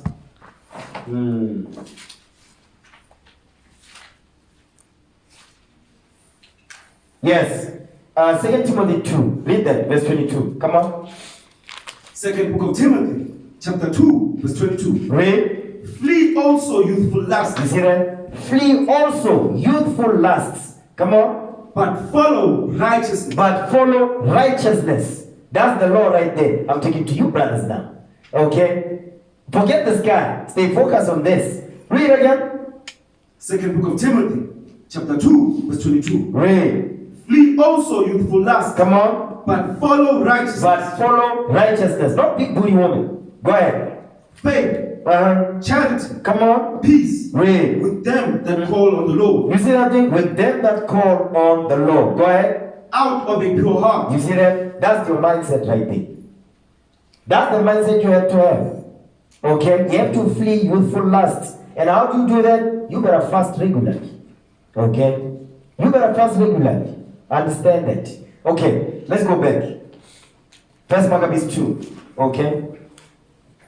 First book of Maccabees, chapter 2, verse 50. Go ahead. Now therefore, my sons, Read. be ye zealous for the Lord. Come on. And give your lives for the covenant of your He fathers. says, give your lives for the covenant of your fathers. Read on. Come on. Call to remembrance. Call to what? Call to remembrance. Remember the days of old. Come on. What acts our fathers did in their time. You see that? That's how you pattern yourself after your forefathers. Okay? But guess what? Your forefathers are not going to, the Lord is not going to come down here and say, no, that's your forefather right there. It's not going to happen like that, by the way. It's happening right now. Stay in the spirit. Okay? We are at war. The prophets are back. You keep saying the prophets are back. What are you talking about? The prophets are back. Okay? Read that thing again. Come on. First book of Maccabees, chapter 2, verse 51. Read. Call to remembrance what acts our fathers did in their time. Come on. So shall you receive great honor and an everlasting name. That thing doesn't, the everlasting, that it does not come cheap. Okay? An everlasting name will not come cheap, brothers. Okay? It's not going to come cheap. Watch this. Give me, go back to Daniel, because I got distracted. Okay? Go back to Daniel, chapter 11. I think that's where we were. Yes, sir. Okay, yeah, Daniel chapter 11. Daniel chapter 11 and verse 33. The book of Daniel, chapter 11, verse 33. Read. And they that understand among the people shall instruct many. Read. Yet they shall fall by the sword. Come on. And by flame. Read. By captivity. And by spoil many days. You see that thing? Come on, next verse. Read. That now goes into Matthias and his brethren. Okay? Matthias and his sons. Now he's encouraging his sons because he's about to die. Right? And he fought cheerfully the battle of Israel. Understand that? Okay? Read. Now when they shall fall, they shall be holpen with a little help. Read again, verse 34. Come on.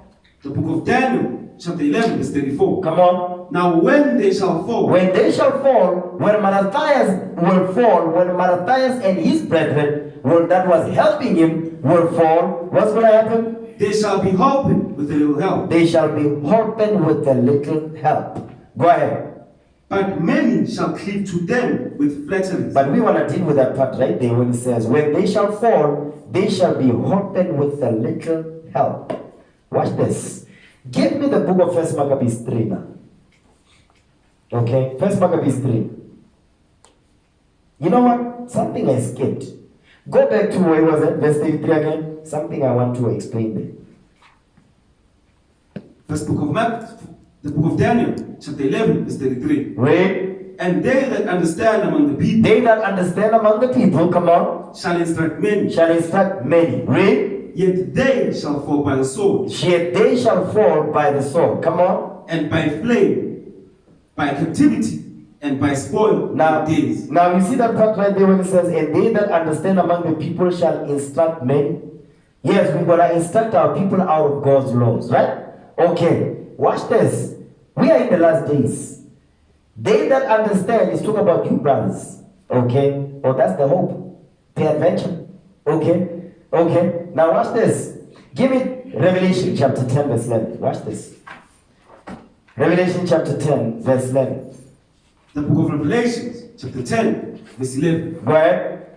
And he said unto me, Uh-huh. Thou must prophesy again. Thou must what? Thou must prophesy again. What? Thou must prophesy again. Again. Again. It says, thou shalt what? Thou must what? Thou must prophesy again. So the Lord is telling John the Revelator, says, thou must prophesy again. Go ahead. Before many people. Before what? Before many people. Before many peoples, come on. And nations. Uh-huh. And tongues. And kings. So what is he letting you know? He's telling you that John the Revelator will be back. And he's prophesying again to many peoples. So that's what's going on right now. They that understand shall instruct many. Okay? The prophets who are reading about in the book of the Maccabees, they are back. Only this time the war is spiritual. You understand? And that type of war is more deadly, by the way, because you don't see it. It's a cold war. Okay? That they call it a cold war. That's what he's talking about right there. That's what it's because it's a spiritual one. Yeah, it's a cold war. Okay?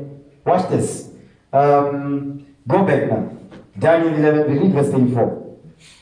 The book of Daniel, chapter 11, verse 34. Go ahead. Now when they shall fall, they shall be holpen with a little help. Come on. But many shall cleave to them with flatteries. Now watch this. Give me that in 1 Maccabees 3. I mean 1 Maccabees 2. Okay? 1 Maccabees 2:64. It says, but when they shall fall, talk about Matthias and his brethren. It says, when they shall fall, they will be holpen with a little help. Read that. 1 Maccabees 2:64. Read. First book of Maccabees, chapter 2, verse 64. Come on. Wherefore ye, my sons, be valiant, Read. and show yourselves men. Do what? And show yourselves men. Do what? And show yourselves men. That's it right there. Go ahead. In the behalf of the Lord. In the behalf of the Lord. You see that thing? Read. For by it, for by the law, keeping it, applying it, defending it, read, shall ye obtain glory. you're going to get the glory of the kingdom. Read. And behold, come on. I know that your brother Simon is a man of counsel. Come on. Give ear unto him. Read. Give ear unto him always. He shall be a father unto you. Come on. Read that part again. He says what? Because you, listen, you know why I'm bringing this up? Because I know black Asian Negroes.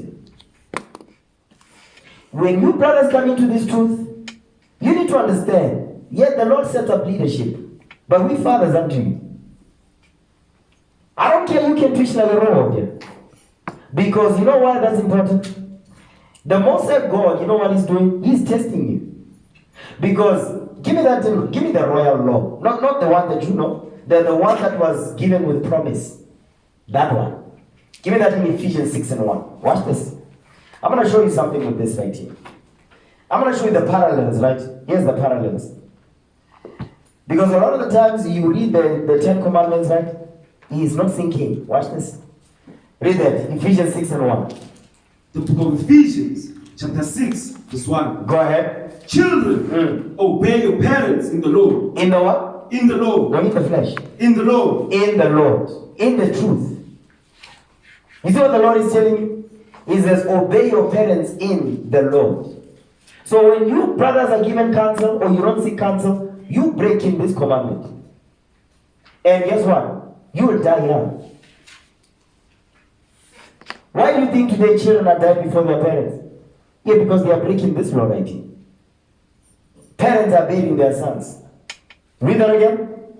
The book of Ephesians, chapter 6, verse 1. Read. Children, obey your parents in the Lord. Obey your parents in the Lord. Come on. For this is right. For this is what? For this is right. Give me Deuteronomy 6:17 and 18 real quick.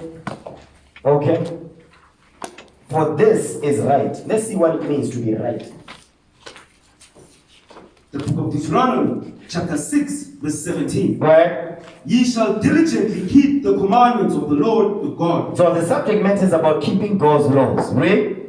and his testimonies, and his statutes, Read. which he hath commanded thee. Which he hath commanded thee. Read on. And thou shalt do that which is right. Thou shalt what? And thou shalt do that which is right. Thou shalt do that which is right. What is that? Keeping of the commandments. For this is right. Read. And good in the sight of the Lord. That it may be well with thee. That it may be what? That it may be well with thee. That it may be well with you. Read on. And that thou mayest go in and possess the good land which the Lord sware unto thy fathers. So if you don't do that, you're not going to get the kingdom. I hope you men understand that. You get that? Yes, Oh, sir. please. Go back to where was it? I'm not done. Ephesians 6. Let's read that. Ephesians 6 verse 1 again. Come on. The book of Ephesians, chapter 6, verse 1. Read. Children, obey your parents in the Lord, Come on. for this is right. You see that? That's what it means to be right. We read it earlier. Come on. Honor thy father and mother, Read. which is the first commandment with promise. Now read that thing again. The book of Ephesians, chapter 6, verse 2. Go ahead. Honor thy father and mother, Honor thy father and mother. Read. which is the first commandment with promise, Read. that it may be well with thee, Read. and thou mayest live long on the earth. You see that? Now let me show you something with this verse. You see this verse right here? When you brothers come into the truth, you given counsel, you don't follow it. Guess what? It's a direct reflection that you don't respect your parents. It's very direct. You can lie to me all you want. You can try to convince me all you want. No, the Bible is right. You don't follow counsel here, you don't respect your parents. It's very simple. There's no if or maybe. It is what it is. It's that simple. You hate your parents. I hope you men understand it. You get that? Yes, sir. Okay, read again verse 2. No, verse 3. The book of Ephesians, chapter 6, verse 3. Go ahead. That it may be well with thee, That it may be well with you. Read. and thou mayest live long on the earth. That you may live long on the earth. Watch this. Next verse. And ye fathers, You fathers. provoke not your children to wrath, Now, that verse right there. It says, you fathers do not provoke your children to wrath. What does that mean? Don't provoke your children to wrath. Does that mean, come on, little no? Is that what it means? No, you don't mean that. I'm going to show you what it means. Give me the book of Ecclesiastes, because I think I touched on this, right? Yes, sir. I'm going to go over it again. Because it seems brothers don't get this. Yeah. You know, like my mother used to say something. She used to say, "Mohoristi man." Anybody know what that means? Yes, sir. They even made a movie about it. I think it was Jim Carrey's movie, right? Dumb and Dumber. Anybody know that movie? Yes, sir. Yeah, Mohoristi man. That's what it means. Meaning what? You say something, it's out of order and you know it, and the brother sitting right there said, "That Negro. How come nobody is seeking counsel on this?" And then guess what? Here's another one. He don't say nothing. So now everybody can get killed because of this. You have to show me in the Bible where when you went against counsel, the Lord just rewarded you. I'm waiting. I want to see it. Give me the precepts. You're not going to find it. And if you do, it didn't end well. The earth opened. Because you see, a lot of you, the reason why you move like this is because the Most High is not doing those diabolical things like that. Like, quick like that. It takes time. The judgment might come 2 months, two months from now. Or guess what? 6 months. Or guess what? 5 years from now. I really forgot. When it comes, then you're gonna think, yeah, it must have been something that I did last week. No, it's not that. You did it way back when. You forgot. The Lord said, no, I'll teach it. And you can die, the judgment doesn't come. The Lord said, don't worry. When you come back in your third or fourth generation, I'm going to show you. You're not going to know how to speak. You're not going to know how to walk.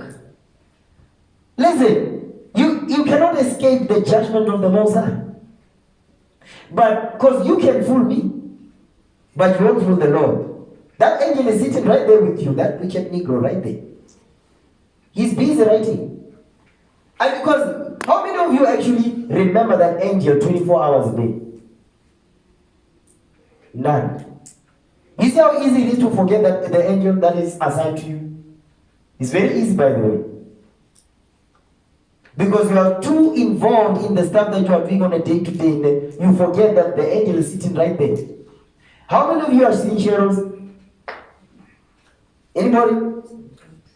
At the corner of your eye? Yes. It's like somebody sitting right there. Yeah, that's your angel right there. Okay? Writing things down. And there's women angels too. Yeah. Okay? Because everybody's just looking at me like I'm crazy. Give me that in Zachariah real quick. You see, the sisters are excited. No, sisters, there's women angels in this Bible. Where is that? I think it's Zechariah chapter 5, somewhere there. Yeah, Zechariah 5 is 9. The book of Zechariah, chapter 5, verse 9. Go ahead. Then lifted up mine eyes. Then lifted I up my eyes. I up mine eyes. Go ahead. Then lifted I up mine eyes, and looked, and behold, there came out two women, They came out two women, and the wind was in their wings. and the wind was in their wings. These are women angels. Go ahead. For they had wings like the wings of a stork. A stalk. You ever see that? The bird stalk? The stalk margarine. You see that? Yes, like that. Come on. And they lifted up the ephah between the earth and the heaven. So, yes, there is women angels. Okay? You see, look at me, my daughter's excited about this thing. Okay, but what I'm trying to show you is that the angel is sitting right there just recording everything you're doing. So you must be very mindful. Okay? Be very mindful, brothers. Now watch this. I'll give an example, right? Because I've already talked to you brothers about this outside, okay, when the sisters are not here. But you brothers, I'm not going to bring this up, okay? But here's what I will say. I'll say it like this. Give me that in the First Maccabees real quick. I'm going to be quick with this. First Maccabees, let me show you something what happened in the past, okay? First Maccabees 5 and 16. Read that. This book of Maccabees, chapter 5, verse 16. Come on. Now when Judas and the people heard these words, Read. they assembled a great congregation together. They did what? They assembled a great congregation together. Because right now you don't see that great congregation because your spiritual eyes are closed. You don't see that thing. You know about that movie that said build it, they will come? It's a baseball movie. They said build it and they will come. I think it was Kevin Costner's movie. Okay, it's a very old movie. Okay? It's a build it and they will come. Listen, keep the commandments, the Lord will send the spirits in. Okay? Read. To consult what they should do for their brethren. To consult what they should do for their brethren. So Judas and them, they're having a council. Okay, come on. That were in trouble and assaulted of them. Read. Then said Judas unto Simon his brother. Now Judas is saying, he's speaking to Simon his brother. Read on. Choose thee out men, and go and deliver thy brethren that are in Galilee. Come on. For I and Jonathan my brother will go into the country of Galilee. So now Judas is saying, listen, it says, for I and Jonathan are going to go into Galilee. Okay? He says, listen, go and deliver thy brethren that are in Galilee. So he's saying, Simon is going to deal with the brothers that are in Galilee. But now he's saying, listen, me and Jonathan, we're going to go to Galilee. Watch the next verse. So he left Joseph, the son of Zacharias. That's you, brothers. Okay? And Azarias. Okay, so you've got Joseph, you've got Azarias, read on. captains of the people, Go ahead. with the remnant of the host in Judea to keep it. That's the congregation. Okay, read. Unto whom he gave commandment. Unto whom he gave commandment. What did he say? Read. Saying, take ye the charge of this people. That's what you brothers don't understand. Remember, Christ died, which the Holy Ghost has made you overseers. So you men, you forget that. You see, you still have white Jesus in your head. White Jesus is no place here. Okay? You men understand that? Yes, sir. Read. And see that ye make not war against the heathen until the time. Whoa, stop right there. And what? And see that ye make not war against the heathen until the time that we come again. You see how simple that instruction is? He said, no, don't have any problems with the heathens until we return.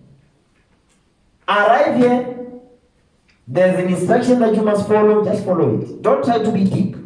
Don't try to come up with your own ideas, okay? None of that.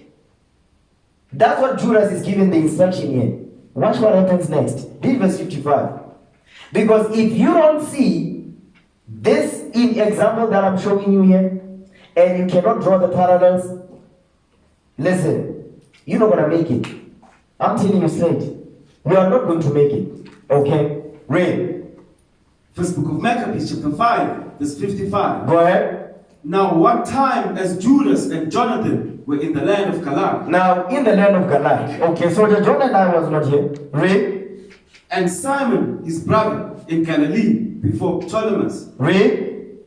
Joseph the son of Zacharias, and Azarias, captains of the garrison, Read. heard of the valiant acts They had. Meaning they heard of the valiant acts. Come on.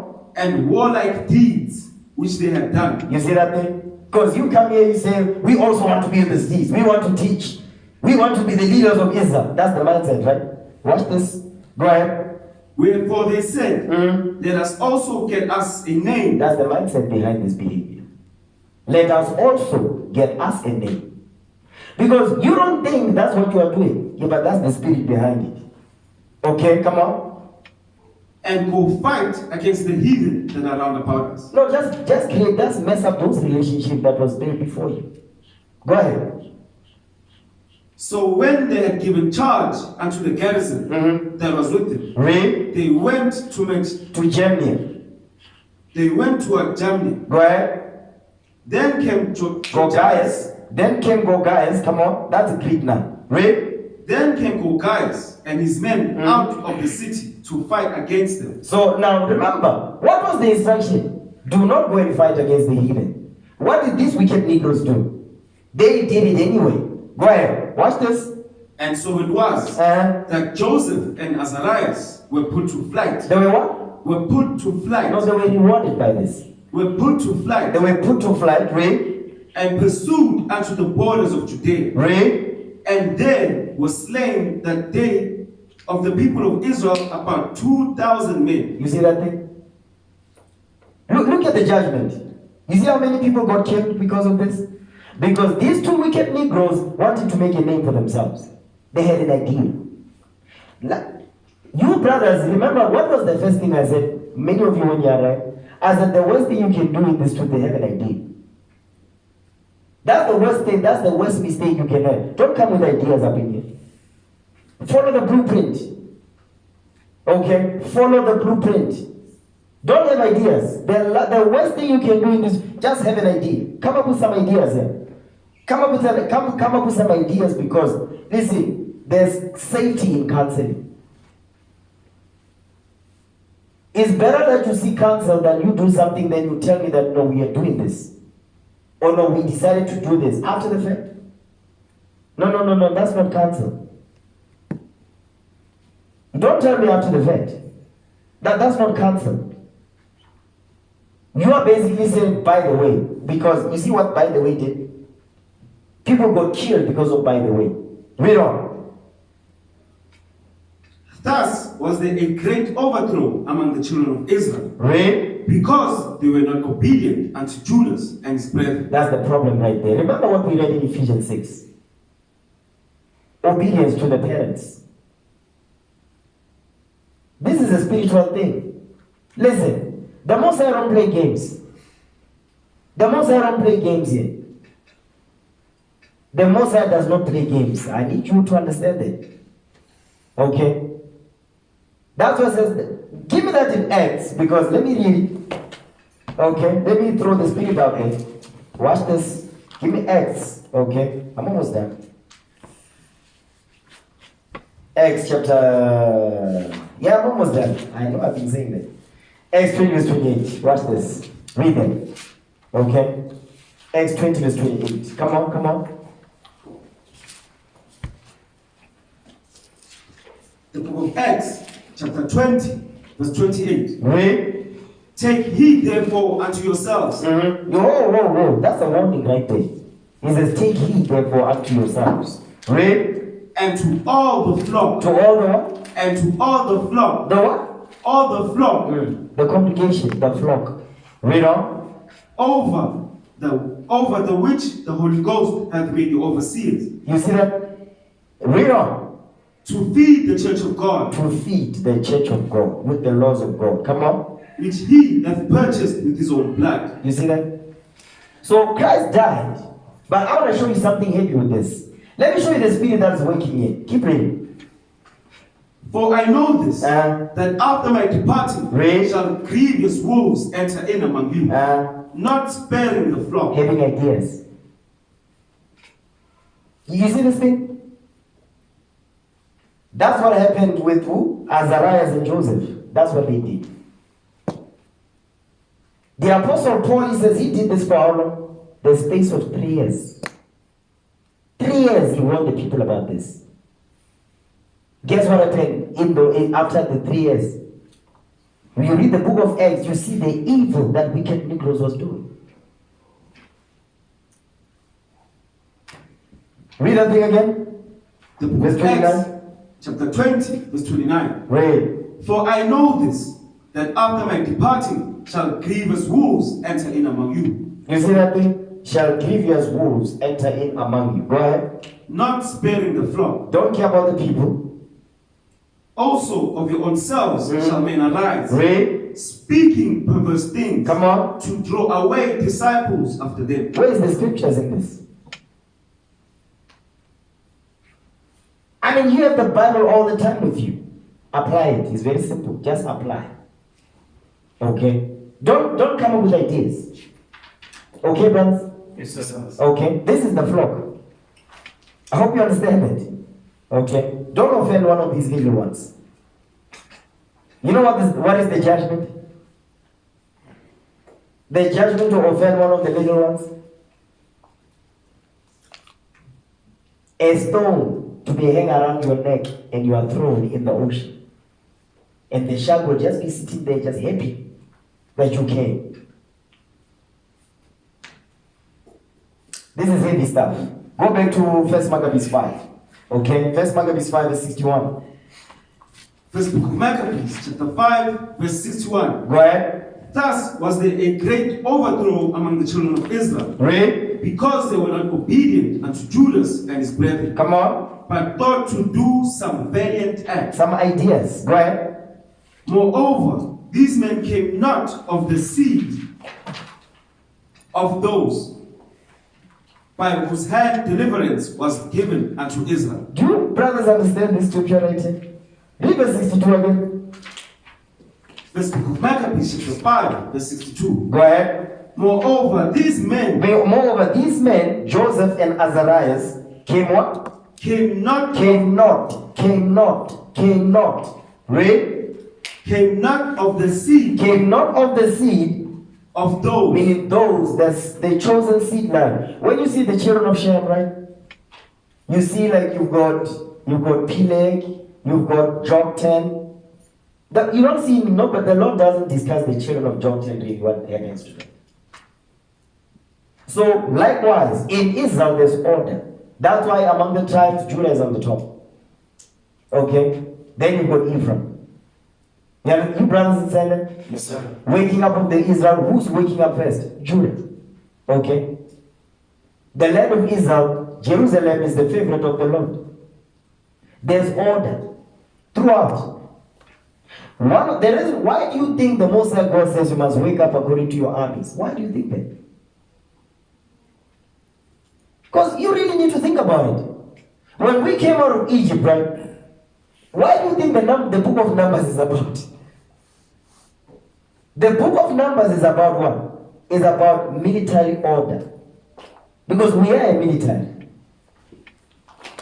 All over the world, wherever we are scattered, yes, the Negroes are in their wickedness, but that's God's army. Okay? That's God's army right there. So if you don't take heed, you understand, when we came out of Egypt, hold on. We was in camp, right? And we were showing the book, the Israelites. Yes, sir. You brothers saw that, right? You see how we were in Egypt, where I were in the wilderness? Yes, sir. You can't make it up. Read verse 62 again. This book of Maccabees, chapter 5, verse 62. Read. Moreover, these men came not of the seed of those Come on. by whose hand deliverance was given unto You Israel. see, in this truth, man, a lot of the time, here's where I've seen what black people do. You see, black people have a thing where when you come into an organization, you're not going to talk, you won't tell the white man, though, but you'll talk among yourselves. Yeah, like the manager, this, the supervisor, that. Am I wrong? No, sir. No, sir. Guess what? In Israel, you have the same mindset too. Because in your mind, you think you can do this. You think, yeah, we can also do that. No, you can't. Because look at how things were. You know when Christ taught the disciples, when he taught the disciples, there's certain things that he let the disciples know. But the rest of the people he didn't. He spoke in parables. And when he was among them, face to face, he started to expound, make it plain. If you move with that spirit of, I know too much, me, I'm around you, or there's a lot of stuff that I won't tell you. I won't reveal nothing in this book. Nothing. I'll just be quiet. I'll just talk about general stuff. Simple precepts here. One, because you think you are somewhere. The minute you think you are there, then that means that you are in the kingdom already. You are in the kingdom. You got it already. You don't need to be taught. Listen, brothers. Men who got put to death. I keep mentioning this, but because you don't see literally bodies dropping left, right, and center. You don't see that. But you will. Spiritually, though. That's the worst kind of death. The spiritual one. I've seen men spiritually die in this truth. Okay? And they also thought they knew. Where are they now? You can draw them now. They are nowhere to be found. And I keep bringing up these experiences over and over for you men to learn. But it's not sinking in the way. But you can go by the genius that you are. If you are the genius, go ahead, be the genius. Me, I'm okay with that, by the way. Okay? Me, I'm okay with, if you are a genius, no problem. Be a genius. Me, I'm going to humble down to what this Bible says. And the Lord will send spirits in when we build this great nation, with or without you. Okay? Understand that thing. You sisters understand that? So you better make sure that you stay in this book. Okay? You brothers too. Because I want you men to grow. All of you. To grow. Because we have a lot of work to do.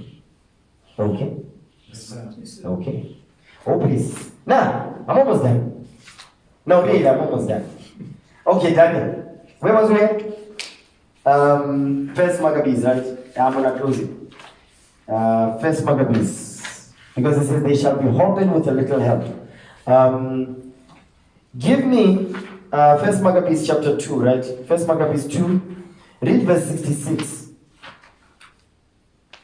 This book of Maccabees, chapter 2, verse 66. Go ahead. As for Judah's Maccabees, he hath been mighty and strong, even from his youth up. Go ahead. Let him be your captain, Read. and fight the battle of the people. Now watch this. Read chapter 3, verse 1. This book of Maccabees, chapter 3, verse 1. This is after Mattathias died now. Come on. Then his son Judas called Maccabees rose up in his stead, Read. and all his brethren helped him. And what? And all his brethren helped him. No. That Negro right there. Go ahead. What? And all his brethren helped him. And all his brethren helped him. You see, that's what the Lord is looking for. Like, I'll give you an example, right? If you, let's say, you know, let's say you have a degree in applied maths, right? And you come in Islam. The brother is working in finance, is dealing with the finance of Islam. You are the mathematician, right? Or you are the accountant. The Negro spirit, you know what they will do? They will say, I'm the one that's supposed to be in that position because I've got a degree in accounting. The right spirit, though, you know what the right spirit will do? I need to help this brother in that position that the Lord ordained. That's the spirit right there. Because it looks like it just went over. That's the spirit. That's the spirit the Lord is looking for. It takes a lot of application of God's laws to do that. It takes a lot of study to do that. You understand? Because when you come with that, you think it's not in the Bible. It is in the Bible. Let me show you. Because the Apostle Paul had to deal with that similar situation. Give me that in Galatians 2. Galatians 2 verse 6. I'm going to show you something, right? Watch this.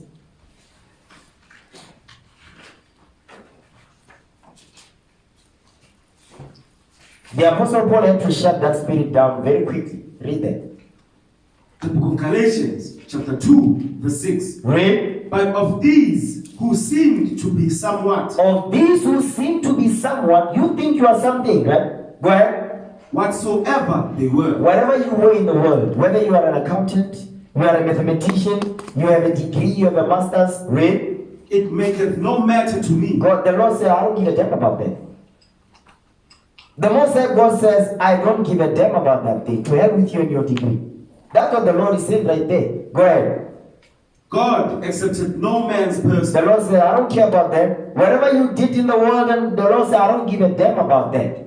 The only reputation that the Lord is looking for is what? Your reputation when it comes to application of this book. That's what the Lord is looking for. Okay? Come on. For they who seemed to be someone. He's repeating it again. For they who seem to be someone, you think you something, read. In conference. In conference, meaning when it comes to this truth, added nothing to me. Listen, added nothing to me, meaning what? Useless. The Apostle Paul had to deal with this type of spirit in the church. Why? Because you had wicked Negroes coming out in the world, undermining the brothers and sisters that came before them. The Apostle Paul, he wrote 3/4 of the New Testament. When you read the Apostle Paul, he gave honor to Phoebe, Sister Phoebe, to Aquila, Priscilla. The Apostle Paul, we talk about the Apostle Paul here, from the tribe of Benjamin. Benjamin! Okay? You understand that, right? Yes. Okay. I hope you may understand that thing. Watch this. Read verse 2 again. First Maccabees 3 verse 2. First book of Maccabees, chapter 3, verse 2. Come on. And all his brethren helped him. And all his brethren helped him. That's what the Lord is looking for. Brothers and sisters, all hands on deck. Okay? No hidden agendas. Read. And so did all they that held with his father. You see that those that fought with his father, they also helped him. Read. And they fought with cheerfulness. No, with murmuring. With cheerfulness. No, with complaining. With cheerfulness. Because that's what Negroes know how to do. Complain and complain. Okay? You see the sisters laughing. You know what I'm talking about, right? Read again verse 2. First book of Maccabees, chapter 3, verse 2. Go ahead. And all his brethren helped him. And so did all they that held with his father. Read. And they fought with cheerfulness the battle of Israel. That's the spirit. That's the spirit the Lord is looking for. They fought with cheerfulness the battle of Israel. Right now we are fighting the spiritual war. Before the physical deliverance, we must fight the spiritual one. Understand that thing. And when they fought to do what? Now let's keep moving. Read chapter 4. Chapter 4 and verse 36. First Maccabees 4:36. First book of Maccabees, chapter 4, verse 36. Because I know some of you forgot already. Daniel 8 verse 14 says, 2,300 days, and then shall the sanctuary be cleansed. What we're reading with Matthias, what we're reading in Judah Maccabee, that's the process of what? The men that the Lord will raise up to cleanse the temple. That's the feast of dedication. Okay, read that. First book of Maccabees, chapter 4, verse 36. Come on. Then said Judas and his brethren, behold, our enemies are discomfited. You know, they are put to shame. Read. Let us go up to cleanse and dedicate the sanctuary. You see that? Let us go up to cleanse and dedicate the sanctuary. Jump down to verse 41 now.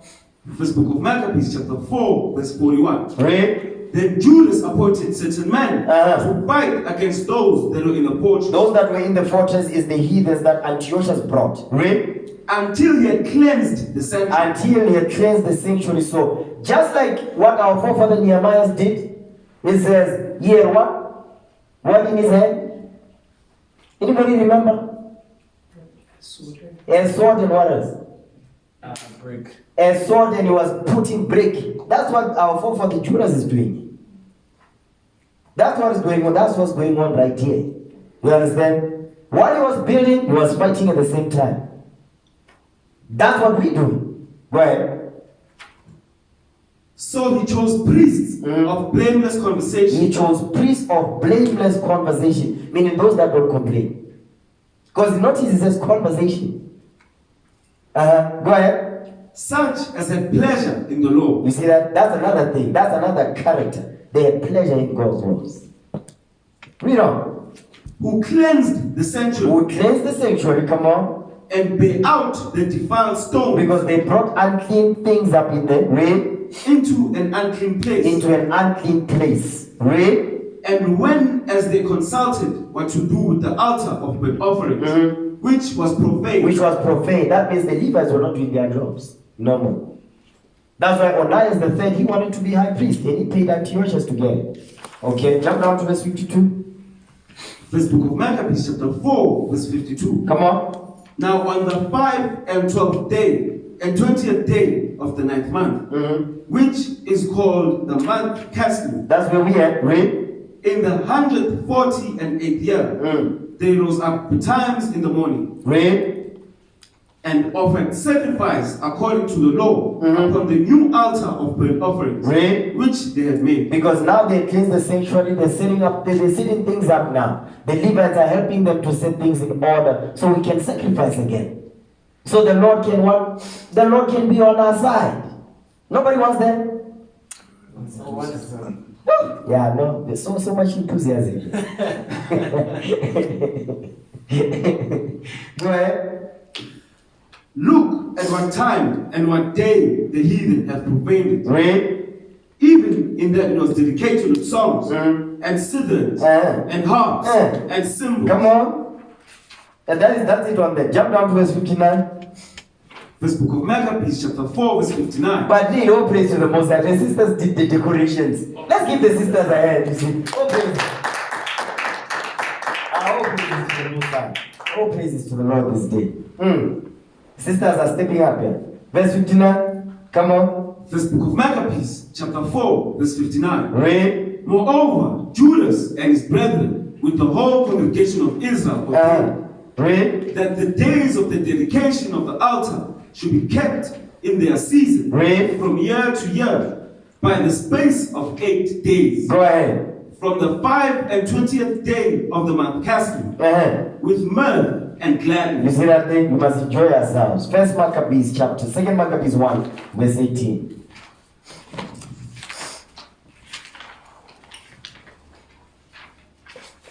Second Maccabees 1:18. Read it. Second book of Maccabees, chapter 1, verse 18. Come on. Therefore, whereas we are now purposed to keep the purification of the temple, come on, upon the 5th and 20th day of the month Caslu, we thought it necessary to certify you thereof. Come on. That ye also may keep it. That you what? That ye also might keep it. That you also must keep it. Come on.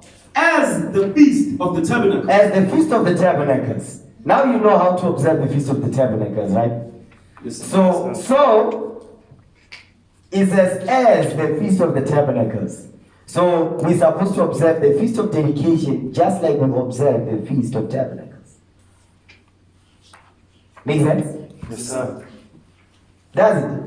In terms of boots, Oh yes. all praises. No, read it again so it sinks in. Second book of Maccabees, chapter 1, verse 18. You sisters, are you sisters seeing that? Sister Teresa, do you see that? Okay, read the verse again. She's not getting it. The second book of Sister Maccabees. Bethlehem, you must help me. Okay, read that again. The second book of Maccabees, chapter 1, verse 18. Come on. Therefore, whereas we are now purposed to keep the purification of the temple Read. upon the 5/20th day of the month Castle, Read. we thought it necessary to certify you thereof, Come on. that ye might keep it. That ye might keep it. So they are commanding us to keep the feast of the dedication, right? Okay, come on. That ye also might keep it as What? as What? as Just like. As. Come on.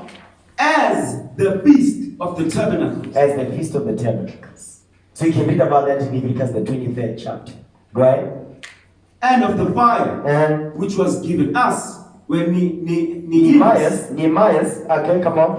when Nehemiah offered sacrifice after that he had built the temple Read. and the altar. So after our forefathers during the time of the Persian Empire, after the temple was done, being rebuilt, the walls and so forth, they dedicated the temple.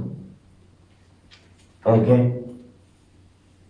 And remember, during the time of Nehemiah, that was the first time they observed the Feast of Tabernacles the right way. Because before then, when was the last time it was done the right way? Anybody remembers? Josiah's. No, not under Josiah's. Josiah's kept the Passover, and it was glorious, right? So, anybody remember? Since Joshua. Yeah? Anybody remember that? Let's read that. So that means during the time of King Solomon, King David, the Feast of Tabernacle wasn't kept like that. Okay? This is some heavy stuff. Beautiful history, by the way. Okay? Nehemiah 8. I think it's Nehemiah 8, huh?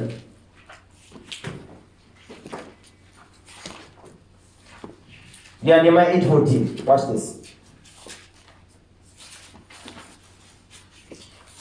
You know what? Yeah, read 14, then we're going to jump.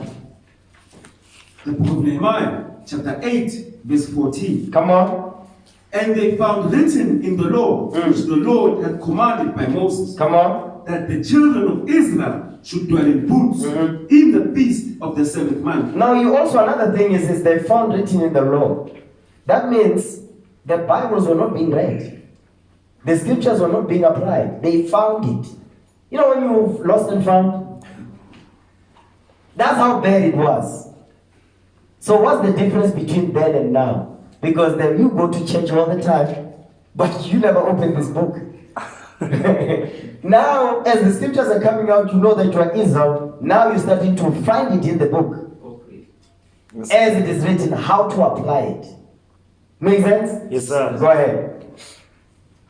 The book of Nehemiah, chapter 8, verse 14. Verse 15, come on. Verse 15. And that they should publish and proclaim in all their cities and in Jerusalem, saying, go forth unto the mount, and fetch olive branches, and pine trees, and myrtle branches, and palm branches, and branches of fig trees, to make booths, as it is written. Go ahead.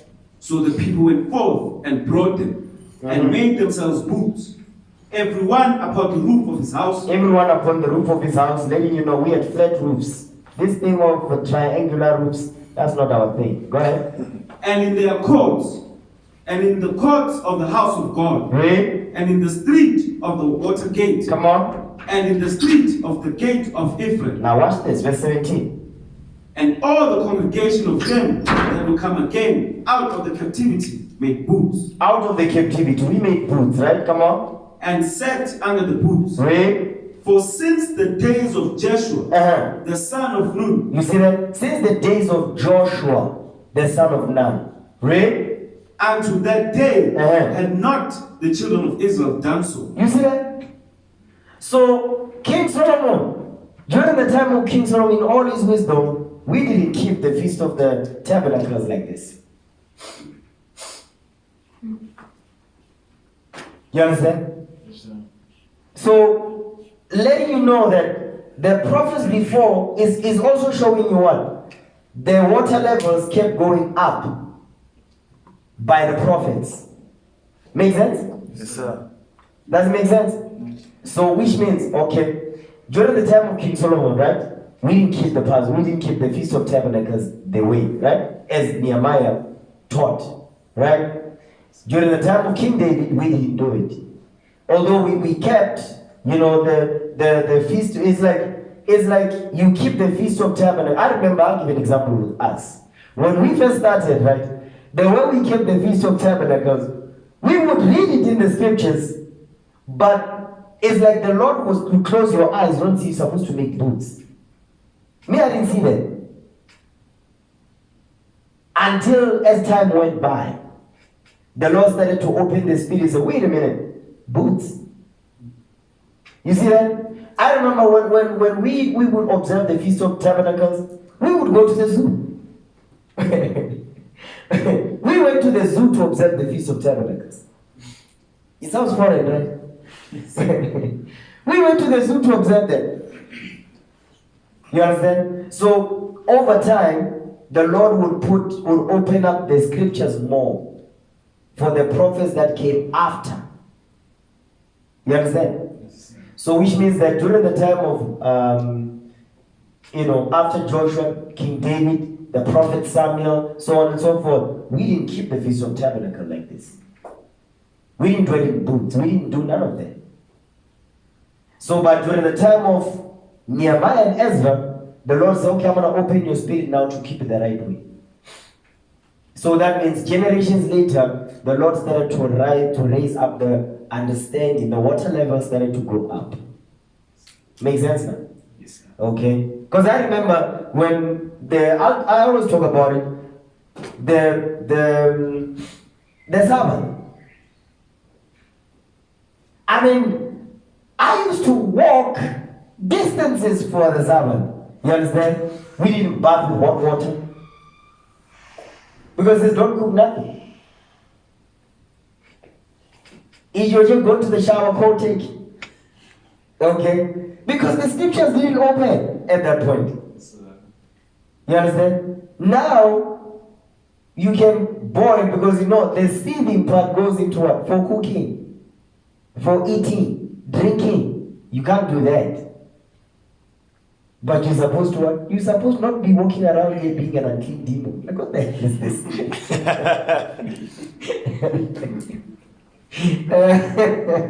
All praise to the Most High for that thing. All praises to the Lord for that thing. Okay. Yes, as the Feast of Tabernacles. Give me John 10:22, then we'll close it up. So, our forefathers kept the Feast of Tabernacles. Feast of Dedication as the Feast of Tabernacles. And during the time, because this is during the time of the Greeks. During the time of Christ, guess what? Christ did it the same. He also observed it. Because he read the Apocrypha.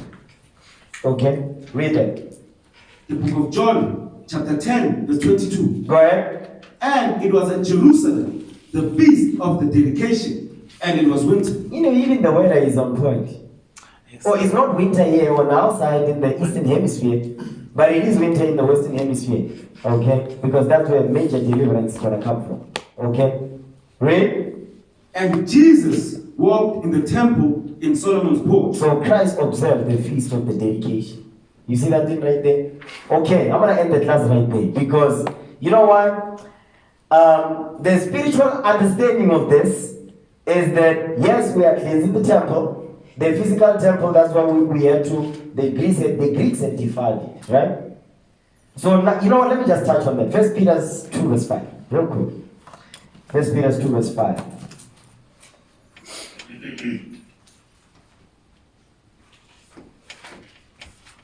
First Peter 2 verse 5. Let's get that real quick. First book of Peter, chapter 2, verse 5. Come on. And spared not the old world. No. First Peter 2. Not Second Peter's. First Peter 2 verse 5. Read that. Okay, come on. First book of Peter, chapter 2, verse 5. Go ahead. Ye also, as lively stones, As lively stones, read. are built up a spiritual house, So now we are building up this spiritual house now. Okay, come on. and holy priesthood, A holy priesthood, read. to offer up spiritual sacrifices acceptable to God by Jesus Christ. So now, the temple that must be cleansed now, just like our forefathers did it back then physically, we must cleanse our spiritual temples. Now that's a heavy one, man, isn't it? That's not an easy job, right? That's not easy. You understand? I'll give you an example. Give me Galatians 5:19. This is the filth that exists in all of us, which must be purged out. Okay? Read it. Galatians 5 verse 19. The book of Galatians, chapter 5, verse 19. Come on. Now the works of the flesh are manifest, which are these: Read. adultery, fornication, Come on. uncleanness, lasciviousness, Read. These are all sexual sins. Read. idolatry, Come on. Like now, our people are celebrating Christmas. Read. witchcraft, hatred, Come on. variance, Read. emulation, Come on. wrath, Read. strife, sedition, Come on. heresies, Read. envyings, murders, drunkenness, Come on. That revelings, goes into partying and all that. Read. revelings, Read. and such like, of the which I tell you before, Come on. as I have also told you in the past, Read. that they which do such things That they which do such things. What things? The things that he's reading, the things that he just listed, verse 19 and 20. Okay, and 21, some of them, come on. shall not, Shall what? shall not Shall not, come on. inherit the kingdom of God. Will not inherit the kingdom of God. So, these things that you see here, these are the filth. This is the filth of the flesh. This is what's plaguing our minds, this thing right here. And this is the hardest to deal with. Because it's easy to put on fringes. It's easy to say, okay, I'm an Israelite, I must grow my beard. It's easy. Because these are outside things. You understand? But it's a good step to show the Lord that you're about this. You understand? Sisters putting on dresses now and so forth. Oh, praises. Fringes on. Okay? So that is a good step. But these things, these ones, they take time to get rid of. Okay, these are not easy. And these ones right here, you know where you gonna see them? Because you can have these and think, no, you can have these and say, okay, I'm applying, I'm getting rid of them, right? You know when you're gonna start to see if really you did not really get rid of it? Congregational trials. Yeah. The trials in the congregation. Now how you interact with your brethren, your sisters. That's how they're gonna start to pop up and say, hey, I need to deal with that. You see that thing? Because these things, they will pop up. You know why? The Most High must purge these things from us. The Lord has to do that. And these things are going to happen. Your congregational trials, they must happen. Your marital trials, because you just got married, the trial is coming, by the way. Okay? You must prepare yourself for that. The trial might come on him, the trial might come on you. But if it comes on him, you have to stand for the gospel and help him. And the trial might come on you, you have to stand for the gospel and help him. Okay? You have to. You have to stay in this. That's the only way. Okay? So, your personal, your congregational, your marital trials. You can't escape those, by the way. It's inevitable. You can't. There's no if or maybe about it. It will happen. So your job is you must prepare for that thing. That's why you have to be in this. Okay? So, this is what we are reading here. Give me that in Colossians 3 verse 5. This is what the Apostle Paul said about that.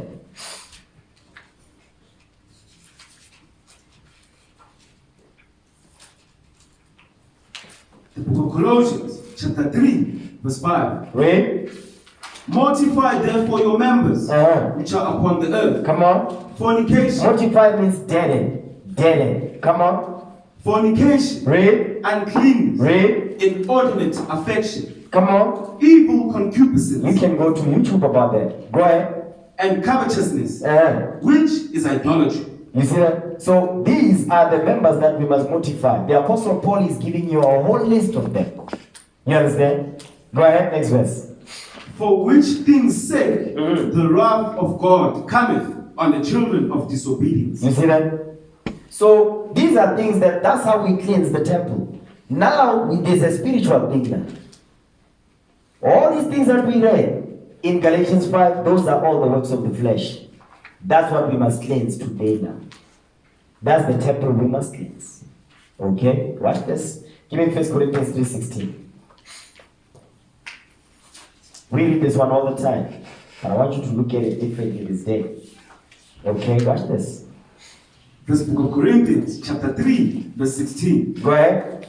Know ye not that ye are the temple of God? We are the temple of the Lord. Come on. And that the Spirit of God dwelleth in you. The Spirit of the Lord dwells in us. That's why we offer spiritual sacrifices acceptable to God by Jesus Christ. Read. If any man defile the temple of God. Defile the temple of God with what? What we read in Galatians 5. What we read in Colossians 3. Read. Him shall God destroy. Him shall God destroy. Okay? So now, what we're reading here, give me 1 Kings chapter 6 and 1. The book of 1 Kings chapter 6 verse 1. I'm going to show you something of this verse 19. This is when Solomon was constructing the temple. First book of Kings, chapter 6, verse 1. Read. And it came to pass in the 480th year, Read. after the children of Israel were come out of the land of Egypt. Come on. In the 4th year of Solomon's reign over Israel, in the month Ziph, which is the second month. In the month Ziph, which is the second month, that he began to build the house of the Lord. So 480 years after we came out of Egypt, that's when we began to build. 480 years. That's some heavy stuff. That's a huge history. Because Joshua, Judges, lots of history. Okay? Read. And the house which King Solomon built for the Lord, the length thereof was 80 cubits, and the breadth thereof 20 cubits. Now watch this. Keep going. And the height thereof 30 cubits. And the porch before the temple of the house, 20 cubits was the length thereof. So he's giving you the dimensions of the house. Watch this. Jump down to read verse 21. I want you to see this thing. Read. First book of Kings, chapter 6, verse 21. Come on. So Solomon overlaid the house within with pure gold. You see that? So the temple was overlaid with gold. Pure gold. Go ahead. And he made a partition by the chains of gold. By the chains of gold, come on. Before the oracle. Read. And he overlaid it with gold. So now everything is overlaid with gold. Read on. And the whole house he overlaid with gold. The whole house was overlaid with gold. Read. Until he had finished all the house. Also the whole altar that was by the oracle he overlaid with gold. Now, what? The reason why I'm reading this, based on what we read in 1 Corinthians, is this. This was the physical temple, right? Okay? What we read in 1 Corinthians, that's the spiritual temple. You see how the physical temple was? Was overlaid with gold. Gold is a precious metal. Gold is more value than diamonds, has more value than bronze and silver. You understand? Watch this. Give me the book of Isaiah, chapter 13, verse 12. Isaiah 18, verse 12. The book of Isaiah, chapter 13, verse 12. Come on. How art thou fallen from heaven? 13 verse 12, not 14. excuse me, sir. The book of Isaiah, chapter 13, verse 12. Come on. I will make a man more precious than fine gold. You hear what the Bible is saying? What did the Lord say we'll do? I will make a man more precious than fine gold. The Lord says he's going to make a man more precious than fine gold. Because what is the Lord telling? The Lord is letting you know you already the gold. You gold already. But it's in its raw form. What needs to happen to this gold? It must be put through the fire. So the Lord can release all the impurities out of it.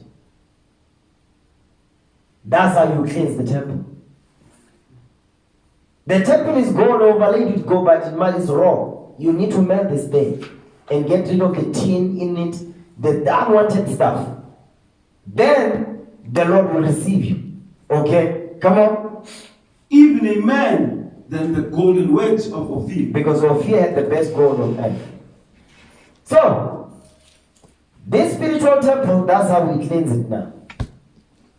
We offer up spiritual sacrifices. So guess what we do? We must purge all these evils. Envy, hatred, arguments, unnecessary arguments. The Lord says we must do that. And that right there, that's how, that right there, that's the trap. Okay? We must look like that gold that we're reading about, that temple that we read about in 1 Kings. That's what the Lord is teaching us right there. And that's not easy to do. That's why we constantly have to be working together. We have to apply ourselves on a daily basis. Don't be skipping days. Say, no, I'll read that Bible tomorrow. You don't have tomorrow. Like maybe 2 days. Yeah, I'm still. No. Apply it. That's how the Lord is going to purge us from all this filthiness that we're in. Okay, I'm going to end the class right there. All praises to the Most High God. All praises. Let's break bread. Okay? Let's break bread. So, sisters, you might want to get yourself ready with this. All right?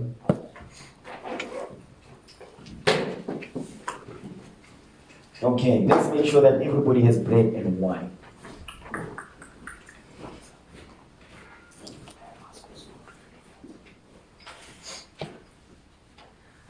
All praise to the Most High. All praises.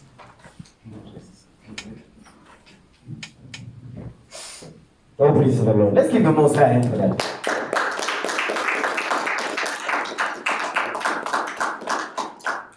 Okay, everybody got bread and wine, right? Yes, sir. Okay, all praises to the Most High. Okay, let's break bread in the honor of our Lord and Savior Jesus Christ, that you also may receive life this day. The first book of Corinthians, chapter 11, verse 23. For I have received of the Lord that which also I delivered unto you, that the Lord Jesus, the same night in which he was betrayed, took bread. And when he had given thanks, he brake it and said, Take, eat, this is my body, which is broken for you. This do in remembrance of me. After the same manner also he took the cup which he had supped, saying, This cup is the New Testament in my blood. This do ye, as oft as ye drink it, in remembrance of me. For as often as ye eat this bread and drink this cup, ye do show the Lord's death till he come. Wherefore whosoever shall eat this bread and drink this cup of the Lord unworthily shall be guilty of the body and the blood of the Lord. But let a man examine himself, and so let him eat of that bread and drink of that cup. For he that eateth and drinketh unworthily eateth and drinketh damnation to himself, not discerning the Lord's body. For this cause many are weak and sickly among you, and many sleep. In the name of our Lord and Savior Jesus Christ we pray. Amen. Amen. Amen. Let's give the Most High.